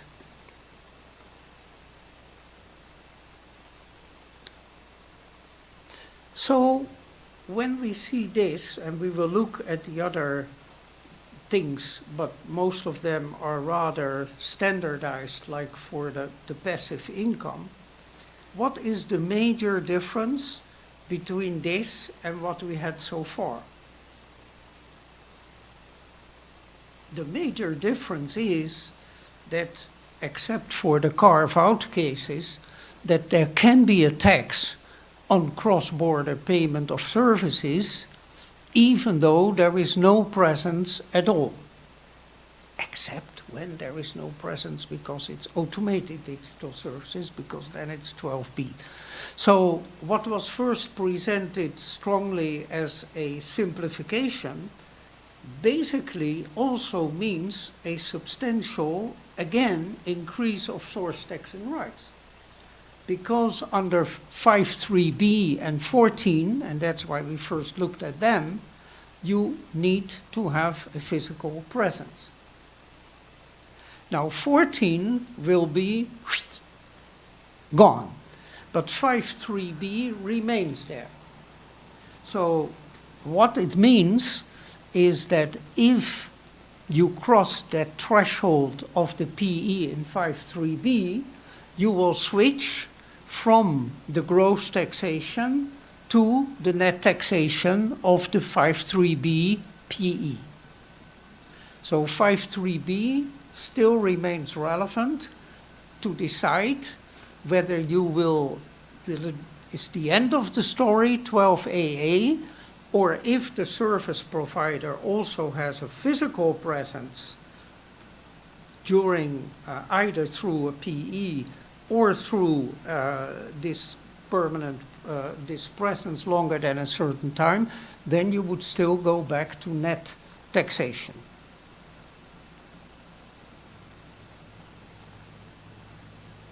And the PE thing is already here, in 4. So shall not apply if you have a PE, and that is a PE or, and then business activities as referred to, that is the force of attraction provision, which is unique in the UN model. And then when are they arising in a state? Well, they are arising in a state if they are paid by a resident of that state or by a PE in that state. So also no surprise. Also no surprise in paragraph 6 that if the payer of the service is in the source country, but the service is used for the PE in the other country and charge to that PE, then there is no source taxing right, which is logical. And finally, 7, also standardized that if it is service provision between related companies, that you have to make the arm's length test. So that is this idea of this 12AA. So it's very broad. I mentioned already 15. It's any service. And I told you in some circumstance you still go back to the net taxation.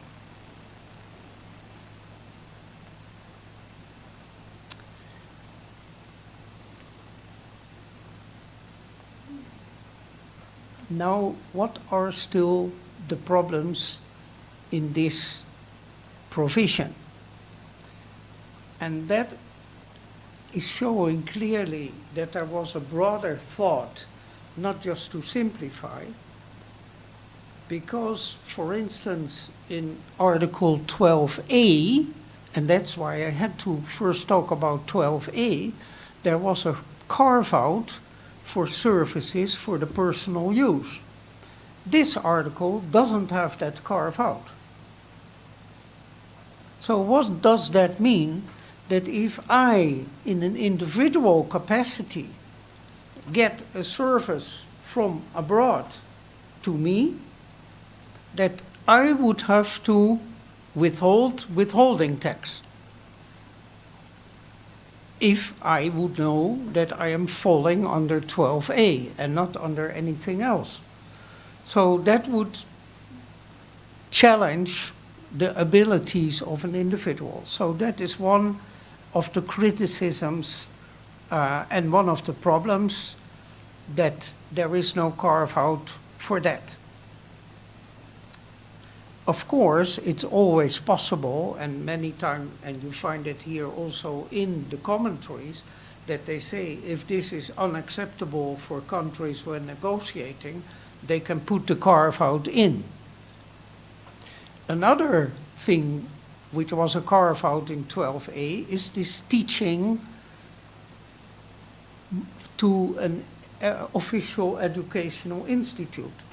So that has also been taken out, which means that if you want to have a teacher and you pay that teacher a salary, now withholding tax would have to be withheld if this provision is included in a treaty, up to the percentage which is to be agreed in that provision. There is another thing which I personally find quite annoying, also because I am affected by it myself, theoretically, and that is the following. In 12A, there is such pages about whether or not something is a fee for a service. And now you take the example that the person does not receive a remuneration, but that the costs are reimbursed in one or another way. There is this in the commentary, because one was afraid that if one would carve out cost reimbursements, that remuneration might be hidden and transferred into remunerations.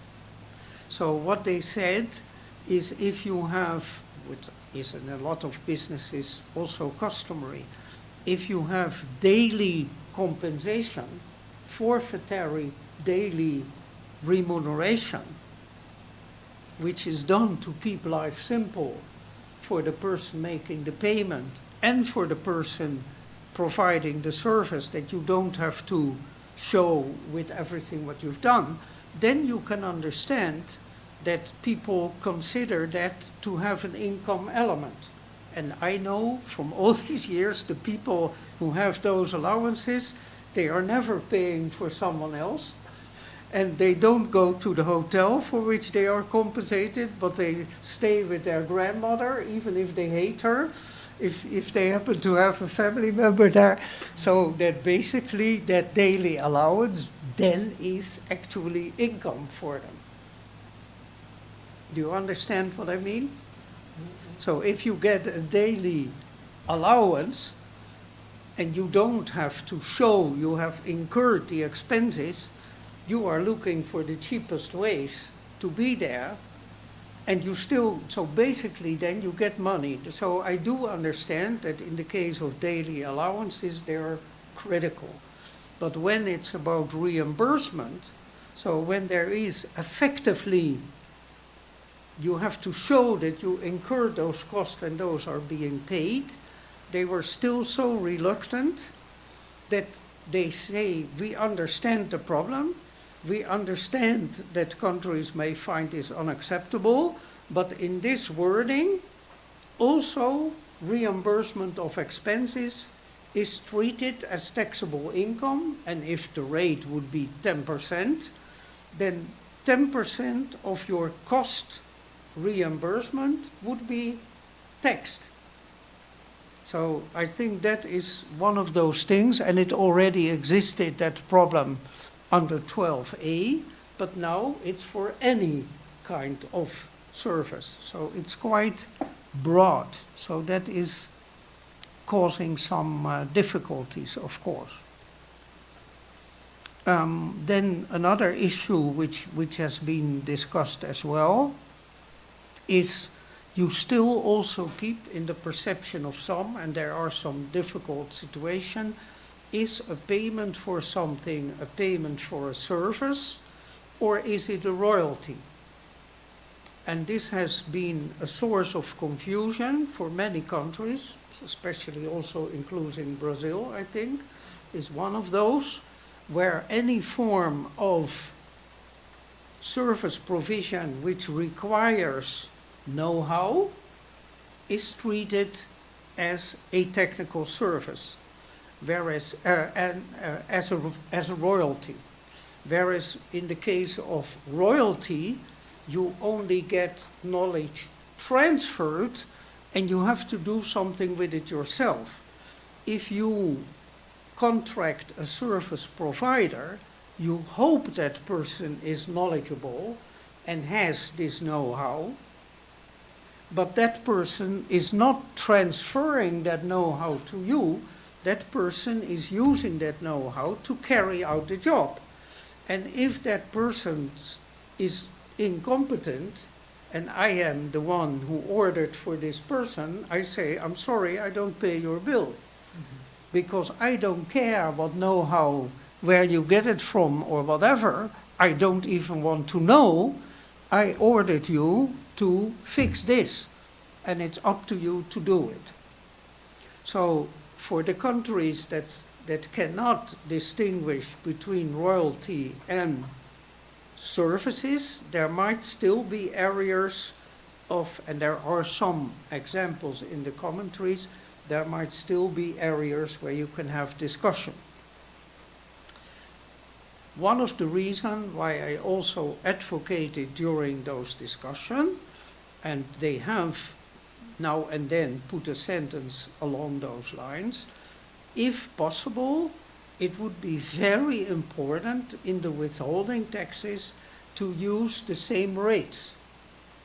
Because as soon as you would have a lower or a higher rate on royalties than for the services, you would see attempts of arbitration to try to label it in the way which is the most attractive. So that is a general thing. If in the end the withholding tax on royalties would be the same as on the services, there is no, it's more theoretical whether it falls under the one or the other category, but as long as the rates are different, you may have forms of arbitration between these matters. Yeah, there are endless things you can think about in these matters.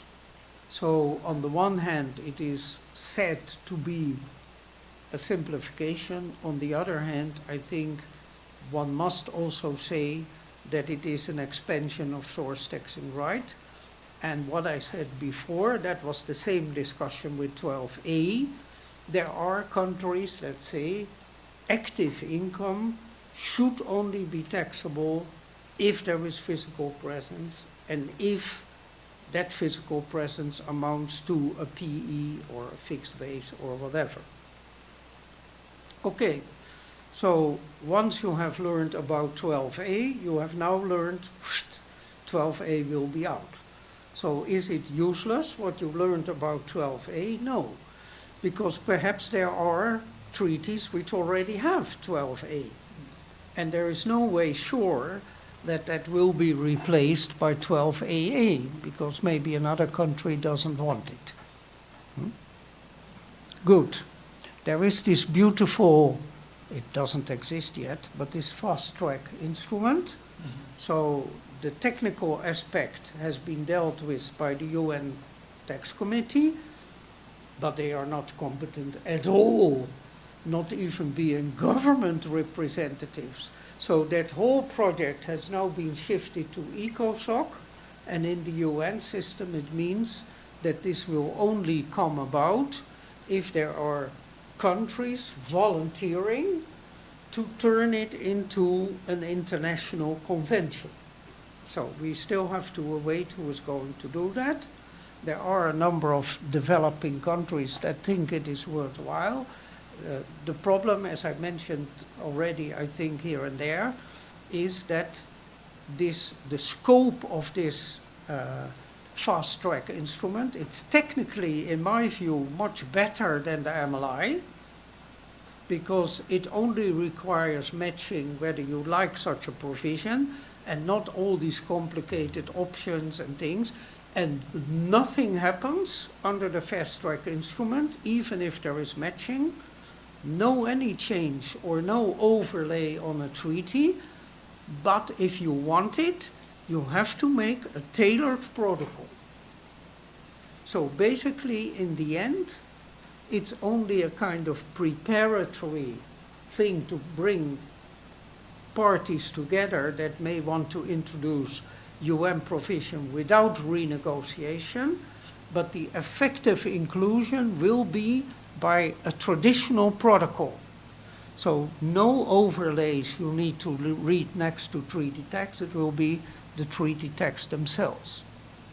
Okay, then I think we can stop with this provision, unless there are any questions about it. No, this is bizarre. I don't know why this thing. Let me just put a simple question here, and while we search for the arrow. Regarding the arising rule, it's merely the source of payment, right? The service doesn't have to be provided in the source country. No, you're Both for 12AA and 12A. You're absolutely right. There is an expansion in the sense as well. In the physical thing for the PE, etc., it is clear that the service has to be provided there. In this case, the source is the payer. So even if the service is provided elsewhere, except that has been foreseen, if it is charged to a PE in the other contracting state. But when the service is paid by someone from the source state, but the service is used in a third state, then still there is a source taxing right. Why would that be? Why would that then be? What is the logic behind it? So you can put me questions, I can put you questions too. If it is in the other contracting state, basically you know, as a treaty partner, you have discussed or studied their legislation, that they will tax it. So if the person paying for the service has a PE in the other contracting state to which it is charged, then you know that that other state has the right to tax it and may tax it. Whereas if it goes to a third state, you don't know what happens in that third state. So why would you give up your taxing right if you don't yet know that another one will tax it? That's why they had the carve out only explicitly for a service which is in the end used in the other contracting state. Okay, what about this damned mouse? Yeah, I have nothing against mouses, real mice, but I hate things that do not. Got it now. Yeah. Good. Then we go to the next page, because we have to talk about this beautiful 12C for insurance companies.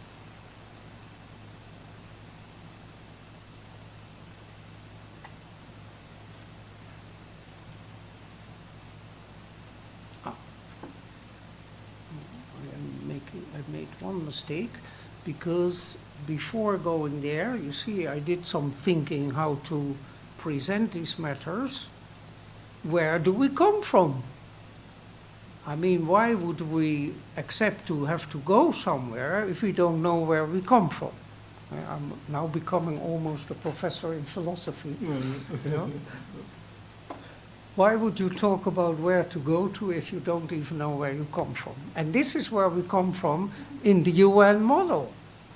So the UN model had a deemed PE in this case. And the minimum requirement for attending academic courses like this is that people can read. Huh? So I can always count on that. What do we have in the PE provision in the UN model? We have the normal PE, and we have a number of deemed PEs. We have special rules on building sites, we have rules on agents, etc. All of this stuff we have. We even have a stock agent in the UN model, which is not in the OECD model. Why did they introduce this? Notwithstanding the previous provisions of this article about PE, etc., but subject to the provisions of paragraph 7, that is independent agent, which is excluded. An insurance enterprise of a contracting state shall, except in regard to reinsurance, so we have insurance and we have reinsurance, be deemed to have a permanent establishment in the other contracting state if it collects premiums in the territory of that other state or insures risks in that other state through a person. Okay, what can you make of this?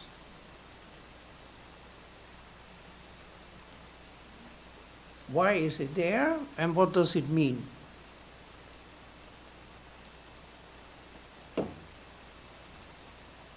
I can tell you why it is there, and I can tell you that nobody knows what it means. Not sufficiently. The reason why it is here is you have to do something through a person. Does that sound familiar? It looks like how we normally describe agents. Now, if that insurance company operates through a dependent agent in the other country, it already has a PE. So why do we need this? Anybody knows? Because in insurance business, and you know, some people say tax is boring, but that they don't understand anything because it's so interesting. Because you are, on the one hand, you're talking about old widow pensions and then transfer pricing for the biggest most. Then we talk about services then, you know, we are dealing software. That's An old man yeah. is going to talk to you about software tomorrow. I would only know about that if I was doing international tax. Otherwise, software, what is that? You know? So, in the insurance business, and that makes it interesting, you have people who are not. They are intermediaries, but they do not conclude contracts. For me, this was not new. I knew this when I was a boy who was 5 years old. Because each year, one of those guys would come to our home. And this guy was wearing a very posh suit, so apparently he earned a lot of money, and my father treated him with big respect. And then this guy came and he said, Mr. de Goede, how are you? Oh, I'm fine, thank you. I see you have children, meanwhile, congratulations. Are you children playing football? Yes, of course, all Dutch boys are playing football, and even the girls nowadays. Do you know when they hit with the ball, the car passing by, that car may be wrecked, the person may be heavily injured. So, Mr. de Goede, I hope you are insured up to $1 million for the damage that nice small child, and you have 3 children, 3 million, you know. Oh, my father. But I have the solution for you. And then that person would provide 3 or 4 possibilities of insurance. And he would talk with my father about the pros and cons of the different ones. But in the end, he did never conclude a contract with my father. He gave that information to the insurance company. They would send my father by mail a policy and he would sign it. And then you had the insurance. So the problem is that in the insurance business you had kind of intermediaries which were not dependent agents. And that is what they wanted to touch. Then it led to all kind of things, because through a person, it doesn't clearly say whether that person should be a resident or not. And when you look at this information, and there is a carve-out for reinsurance, why is that? Because if you insure, in a way, you are active in that other country. Reinsurance is one level higher up. Reinsurance, an insurance company has a whole portfolio of risks, and a reinsurance company is taking over some of the risk of the other one, but in a whole pool. And the attachment with the source country is getting more and more remote. And the final thing, what made this dubious, is the exclusion of paragraph 7. So if that intermediary can be considered as an independent agent, there is no PE, also not under this. So in practice, there has been a lot of confusion about how this should actually be applied. Oh, why not drop it? Well, I was in developing countries doing projects, and this kind of thing becomes more and more important, because nowadays a foreign company doing business in your country and they create, for instance, an environmental problem, then the claims can be huge. So in other words, in a number of businesses, insurance premiums, which in the past used to be relatively limited, have now skyrocketed. And they are a cost. So they are deducting the profit of the person who is insured. So in other words, there is a lot of money on it if it is cross-border. So having looked at all these matters, they included this new provision. It's not there yet, but I think I have to go back. We did open it already. We did it. See whether it's still there. Yeah. insurance. Okay.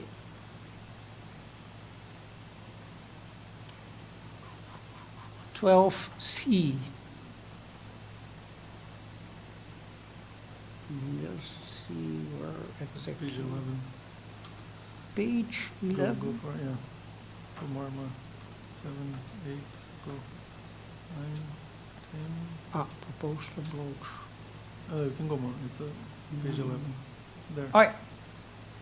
Okay, here we see Article 12C. Again, it's formulated like a withholding tax. So insurance premiums arising in a contracting state and paid to a resident of the other contracting state may be taxed in that other state. But, second paragraph, also in the source state and according to the laws of that state.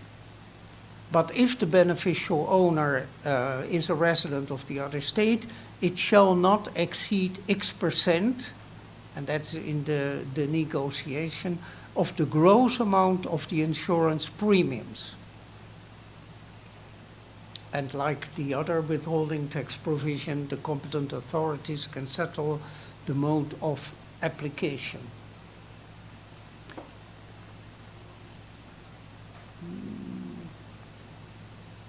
Then, 3, as used in this article, the term insurance premiums means amounts paid to an insurer pursuant to a contract in which the insurer indemnifies another person against losses from specific contingencies, perils, or risks. The term includes amounts paid to secure reinsurance. So now this doubt is gone. So any premium paid for insuring, including for reinsurance, is covered by this provision if the reinsurance is done, of course, by a non-resident, but does not include amounts paid to acquire or maintain an annuity contract or an insurance contract that includes a substantial investment component. So in other words, this is only for risk insurances, and capital insurances, the nature of that is slightly different. Basically, it's like doing a saving and not just to cover against the risk. You can discuss whether it's normal or not to put this out. It is understandable because in a risk assurance, you have not created a pot of money which you will always get. But when you have a capital insurance, then at some stage it will be paid out to you.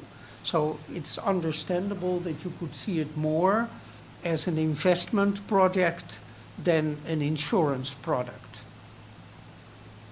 The term insurer means a person or arrangement, the majority of income of which consists of premiums and other amounts received in consideration for the issuance of an insurance, reinsurance, and annuity contracts and investment income related thereto. That is strange. I see that now. That insurer includes the annuity contracts, so that is broad, whereas capital insurances and insurances for an annuity are carved out when it comes to this letter A. Good.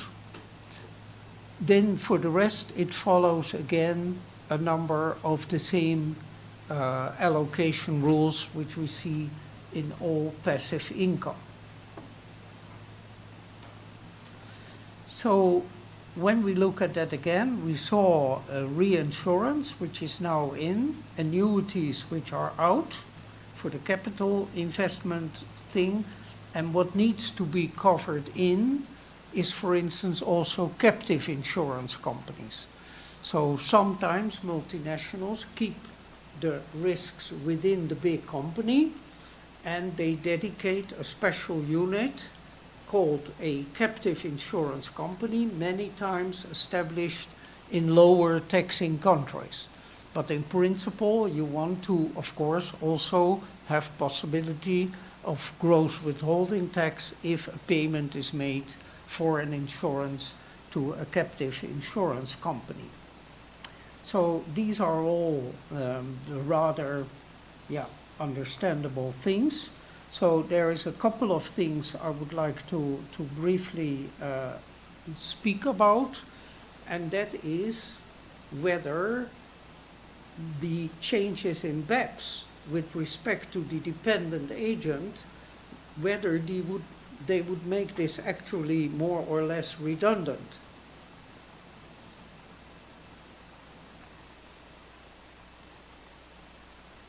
I told you the kind of intermediary which the UN in this previous, that's why I started with that old provision, what they wanted to cover is cases of an agent which is not authorized to conclude contracts. So you would not have a PE under the normal rules.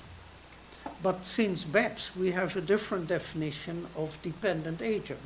So what about the relation between these matters? 5, 6. Yeah.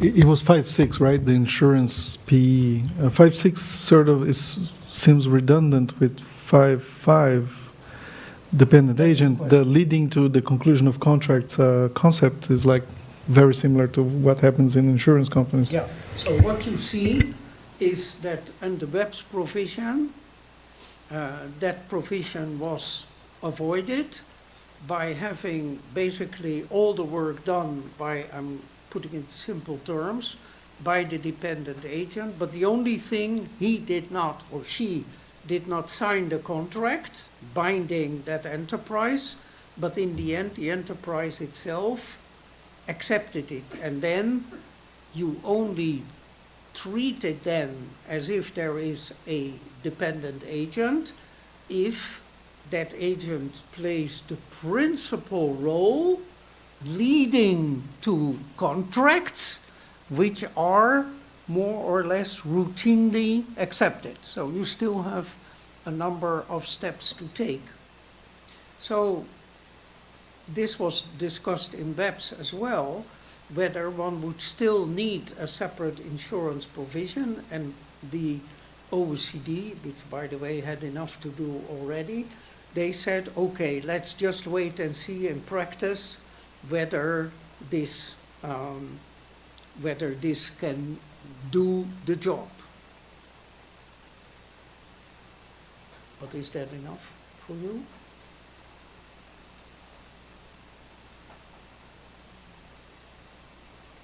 It would still require a physical agent. And nowadays, you can also make this insurance over the internet.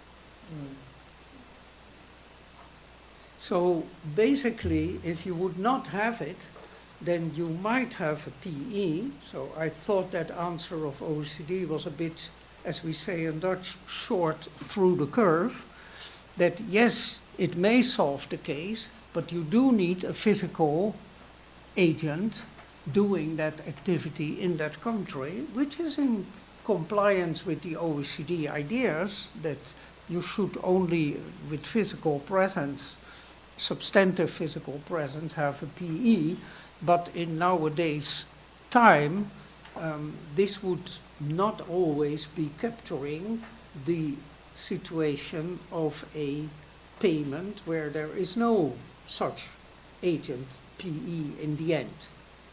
So that, I think, is why it could still have a role. And the next question, of course, when you think about this further, is how does this then relate to these other provisions? So if it would be an automatized thing, you might think that 12b might also be able to do it, if 12b is in a treaty at all. And 12b, if I'm not mistaken, has a carve-out if it is dealt with in other articles, but I'm not 100% sure. I didn't check that one. And if it would require a tailored insurance, then you might think, is it not covered under 12AA? So in other words, this is a decision to have source taxation to be clearer than the old provision, because now we know what an insurer is, what kind of insurance, that reinsurance is also covered.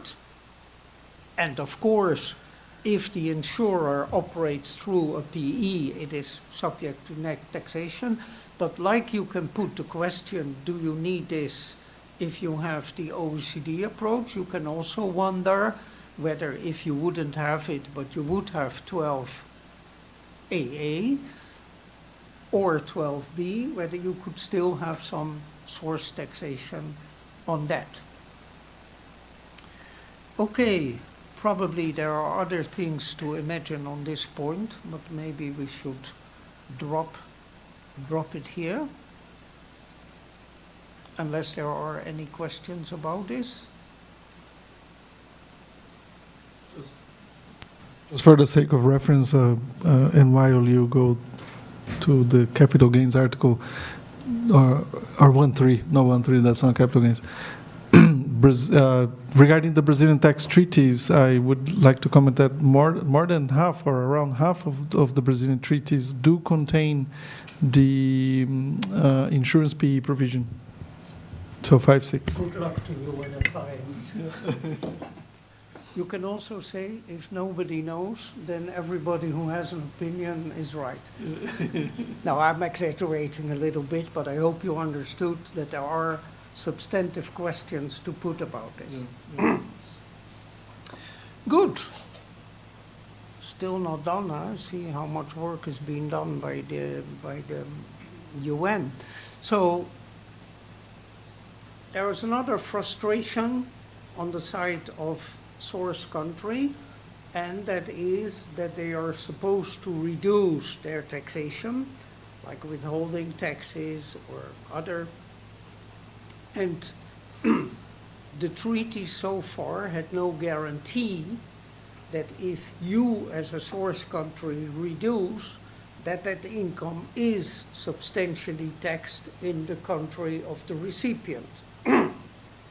That was not the issue when you first started to allocate. The issue was, is there a justification for source taxation? And it can be narrowed, it can be lowered, then of course it will be taken up by the resident state, and by giving relief there will not be double taxation. That was the focus. But now there was also the idea, why should a source country go down with its taxation if it is not substantially taxed in the other country?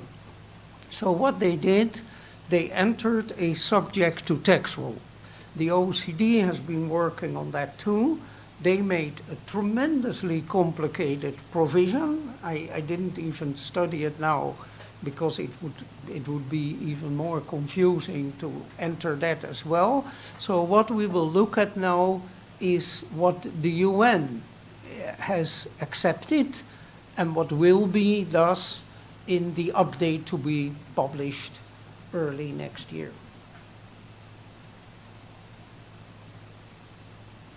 Subject to tax rule. Good.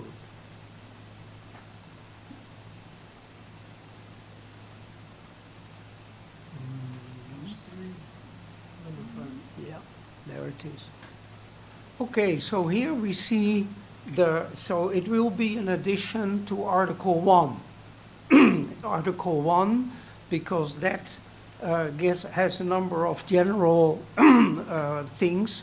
And so it will explain, so probably a paragraph 3, this convention shall not affect the taxation by a contracting state of any income arising in that state and derived by a resident of the other contracting state if that income is subject to a low level of taxation in that other state, within the meaning of paragraph B. So when you look at that text, it applies to any cross-border income arising in a contracting state and paid to the other. What does it say? What if this would not be complied with? So what if it would be low taxed? And we will see what it means. So when you read this text, what does it mean? If it is low taxed.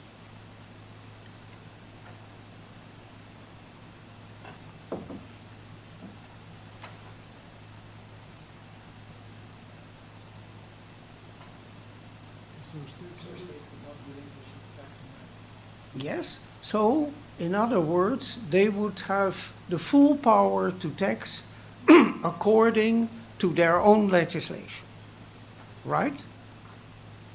But what does it mean on top of that? So you must always think, okay, you think, perhaps a lot of you think from the perspective of the source state. But when you think from the perspective of the resident state, what does this mean?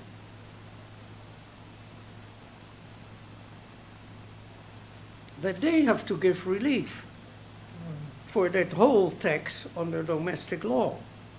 So it's not a reduced one, it's a high tax. What it also means that if it hits in because the resident state doesn't tax very high, and the source state does, that they will have nothing to tax anymore. So maybe they thought, okay, we will tax it by 15%. I just gave an example. But now they will have nothing left. So the way it may operate may raise eyebrows in the resident state to accept that consequence without any limitation, because they will have to give either a credit or an exemption then. Huh? Okay, you can say maybe they're not concerned if they are taxing it lowly. If they are not low taxing, then the normal system works. So income is subject to a low level of taxation in that other state if it is subject to a statutory rate of X%, if that income X% or less. Now, everybody meanwhile knows that if you do that, you can easily avoid that, because you will levy at a rate higher than that, but you will reduce the tax base. So what did they do? Or it is subject to a statutory tax rate higher than that minimum rate, but the beneficial owner of the income is entitled to special exemption, exclusion, or reduction that is linked directly to the income or the entity receiving it. So that the amount of tax paid in that other state with respect to such income is less than the amount which would have been imposed if that norm rate would be applied to the income without those specific exemptions and reductions and things. So basically, it's a second test as a kind of effective tax rate. Yet you see, you need a few sentences for that, because it's always a little bit more complicated than it seems. Because what is the requirement in this case? What kind of special things can you take into account? And there's a lot of information on that in the commentaries, because as such, this would not be very clear. What does it say in the text about it?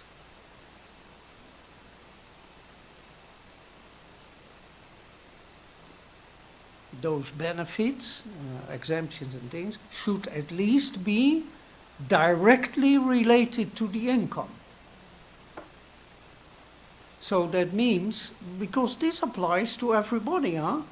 Also to individuals. Credit for the taxes paid by the company receiving income. Right? Yeah, that, but take another example. Now as an individual, and that individual is totally normally taxed, but as an individual has a tax-exempt amount. if you would take that into account, that individual would suddenly no longer have treaty benefits and would get a higher tax. So if it is not a specific reduction tied to that income, but for instance a general exemption for subsistence of living, then it is relevant whether or not you can make that effective tax calculation. So that is an example where one should take a look whether it's really directly related. Now there is another example, and it's nice to take that one too. You have a company receiving that income. For instance, it leased out equipment. And in the country of the lessor, they have accelerated depreciation, which means accelerated depreciation that if you normally had to depreciate in 10 years, you can do it, for instance, in 1 year. Now, obviously, then, the income in that year is not taxed at all due to this facility. Later, it will recouped. So what the commentary says, that an accelerated depreciation will not be considered as an effective tax reduction. But if you are allowed to depreciate more than the cost price, so for instance the machine cost 100, but you are allowed to depreciate 120, then that is a tailored thing which you should take into account. Now, I find as an economist all these things always very interesting, like I find a lot of things interesting, and that is from an economic perspective. If normally it takes 10 years to, and you can do it in 1 year, maybe that benefit is bigger than when you are allowed to depreciate 105 or 110% over 10 years, when you look at the time value of money. So in a way it seems logical, but on the other hand, if you want to look at what the effective tax is in a country, maybe this is not, from an economic perspective, very sensible in all respects. Okay, let's have a look whether we have more to say about this provision. When we look further down, we have another letter C. Subparagraph A will not apply to income that, exemption blah, blah, blah, as agreed bilaterally between two states. So what they realized is that this is a relatively simple provision. The complexity is in this effective tax, but maybe there are, and I'm sure, there are a lot of cases where the other contracting state would never agree to something like this. Can you give me an example where in the resident state they would normally exempt such income for all kind of economic and tax reason, and they still don't want that to mean that the source state can just levy what they want? Dividends. If the recipient state has a participation exemption, and a large part of the world has so, the blind operation of this rule would mean that you have a participation exemption, and because of the idea of avoiding economic double taxation, you reduce the level of dividend withholding tax to 5%, or even within the EU to 0%, that because it is exempt, that income directly in the resident state, you could levy, for instance, 30% withholding tax in the source state.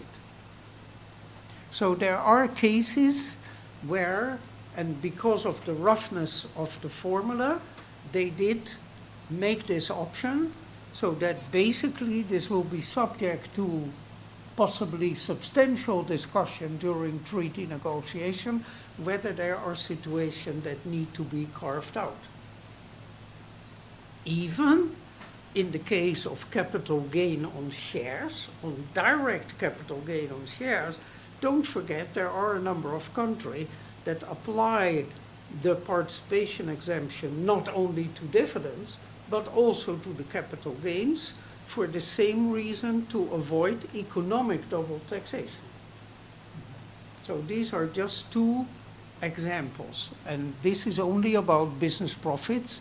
But as I said, this all can also apply to individual taxation. So there may be exemptions there too on certain income. For instance, there are certain kind of compensatory payments, a kind of,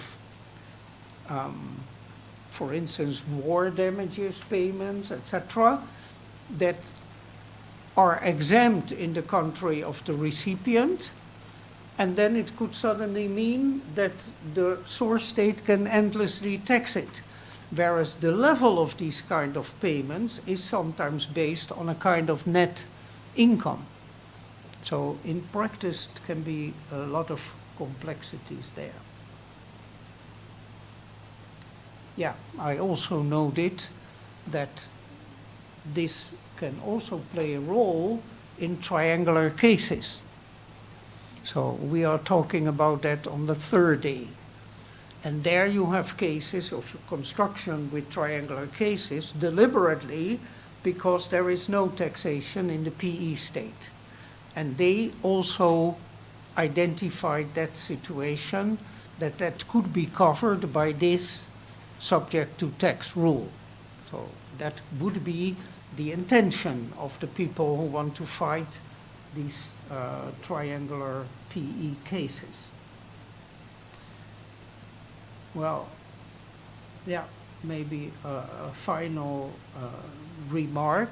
I told you already about the capital gains, but there are some questions which I would myself have when looking at this. For instance, it says a statutory rate, but if you have a progressive tax rate, which rate are we talking about? So if it is the top rate, then it may be that you have this income and you pay the top rate only on the last slice of it. And because this also applies to individuals, but even there are countries with progressive corporate taxes, for me it's not clear what the statutory rate is.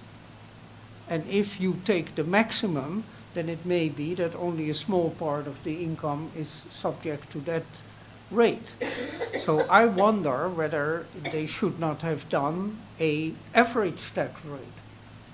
But okay, it's just something which came up in my mind. Happily, I didn't make that remark during the discussion because then you are also complicating matters. It takes even longer. So, good. Shall we drop this one further also? How much time do we still? I think we should end in 5 minutes. In 5 minutes? Yeah. Okay, then I have enough to just tell something. Just tell something about these damned trade agreements.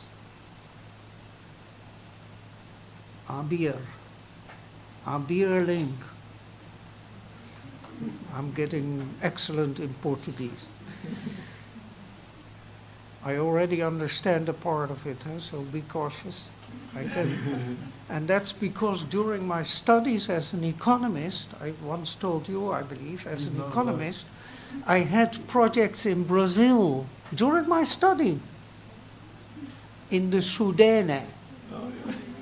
And for a big Dutch multinational, we had to appraise whether it was common sense and a good thing to invest in the Sudene, taking into account all possible risks, political and other risks, etc.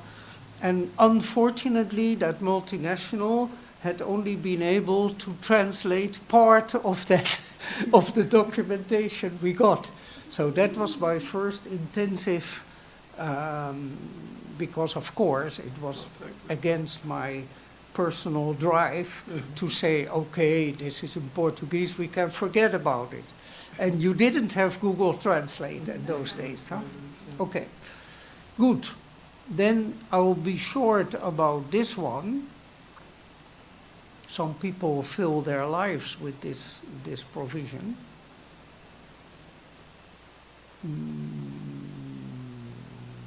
Yeah.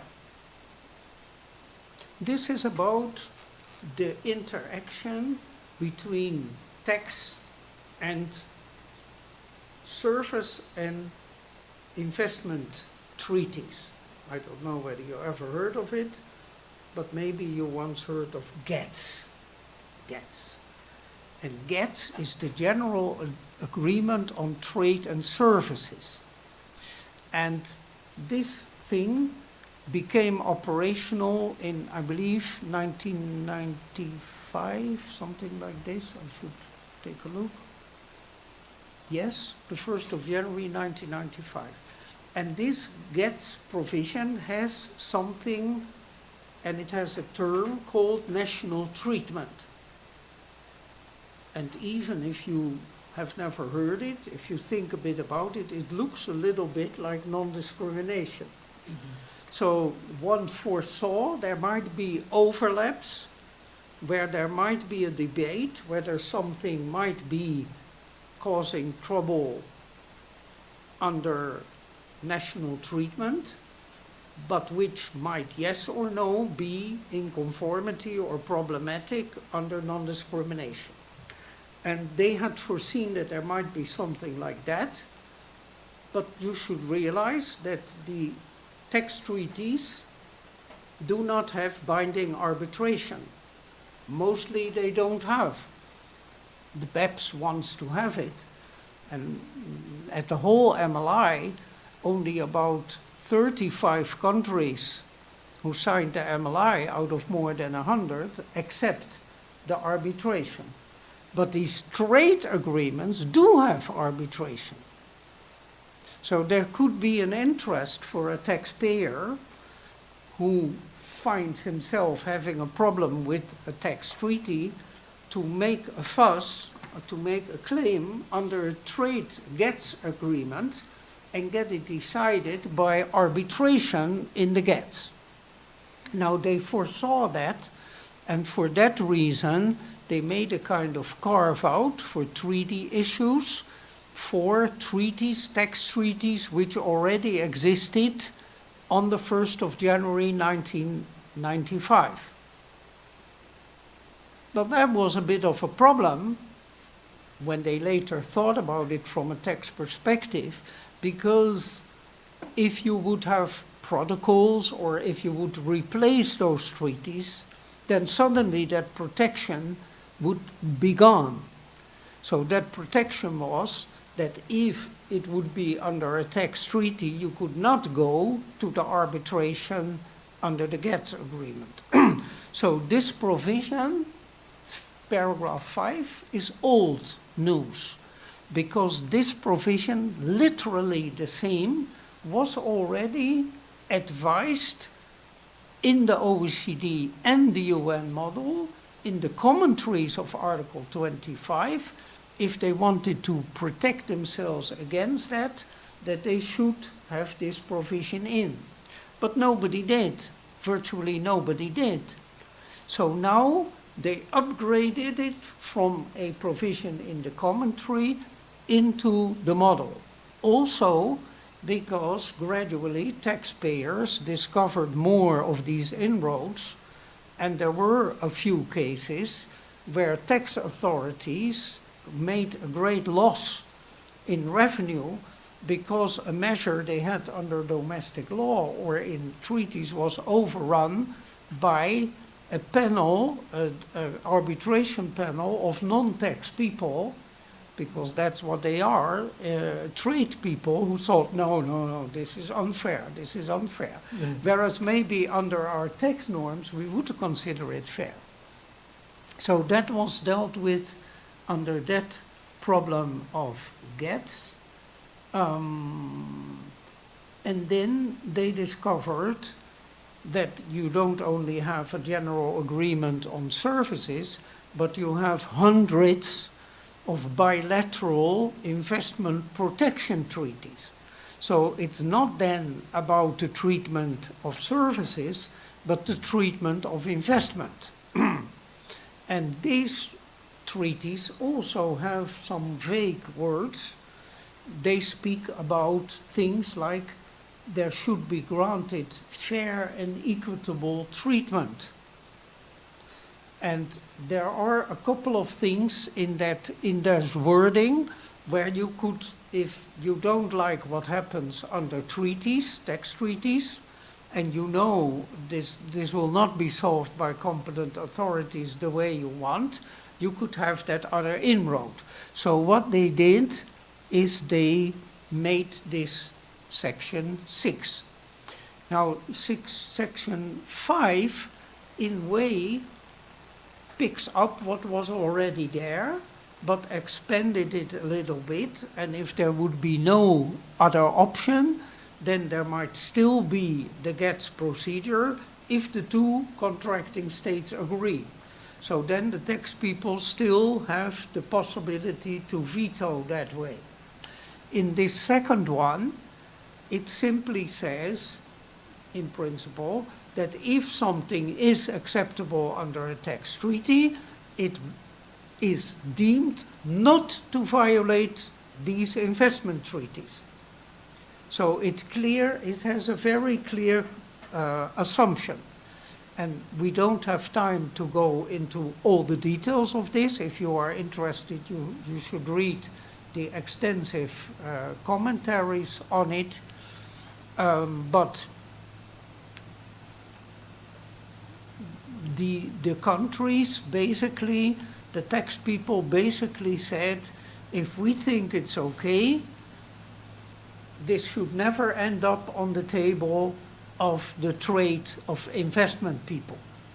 And therefore, although there are some escapes to still go that way for trade agreement, generally it is seen more sensitively as a kind of treaty override. The first one could perhaps be seen more as a coordination between the two, but the other one, in principle, puts that aside. Now, I'm putting it a bit simple. There are a number of nuances because they also distinguish, that is the second part. So the first part is about taxes levied which are in agreement to a convention, tax convention. Then, in principle, it should be never considered violating the investment, but then you also have taxes which are not covered by a tax treaty, either because there is no tax treaty or it is not covered by the tax treaty. And also in those situations where you could have a investment treaty judging, for instance, a domestic law, tax law, there is this approach that in principle, this is none of your business. I'm exaggerating a little bit. So, and I dealt with these matters at the very early beginning of my career. I had cases like this under these treaties, and I was really surprised that this, and particularly the second one, was almost unanimously accepted by the UN Tax Committee, even by a number of developed countries. And I also spoke later to some of them, and I said, because, and maybe I shouldn't be quoted, but maybe you think you are the big people as tax people, but there are only one big type of people, and I'm an economist myself, by the way, and that's economics. Because tax treaties are just to take away obstacles.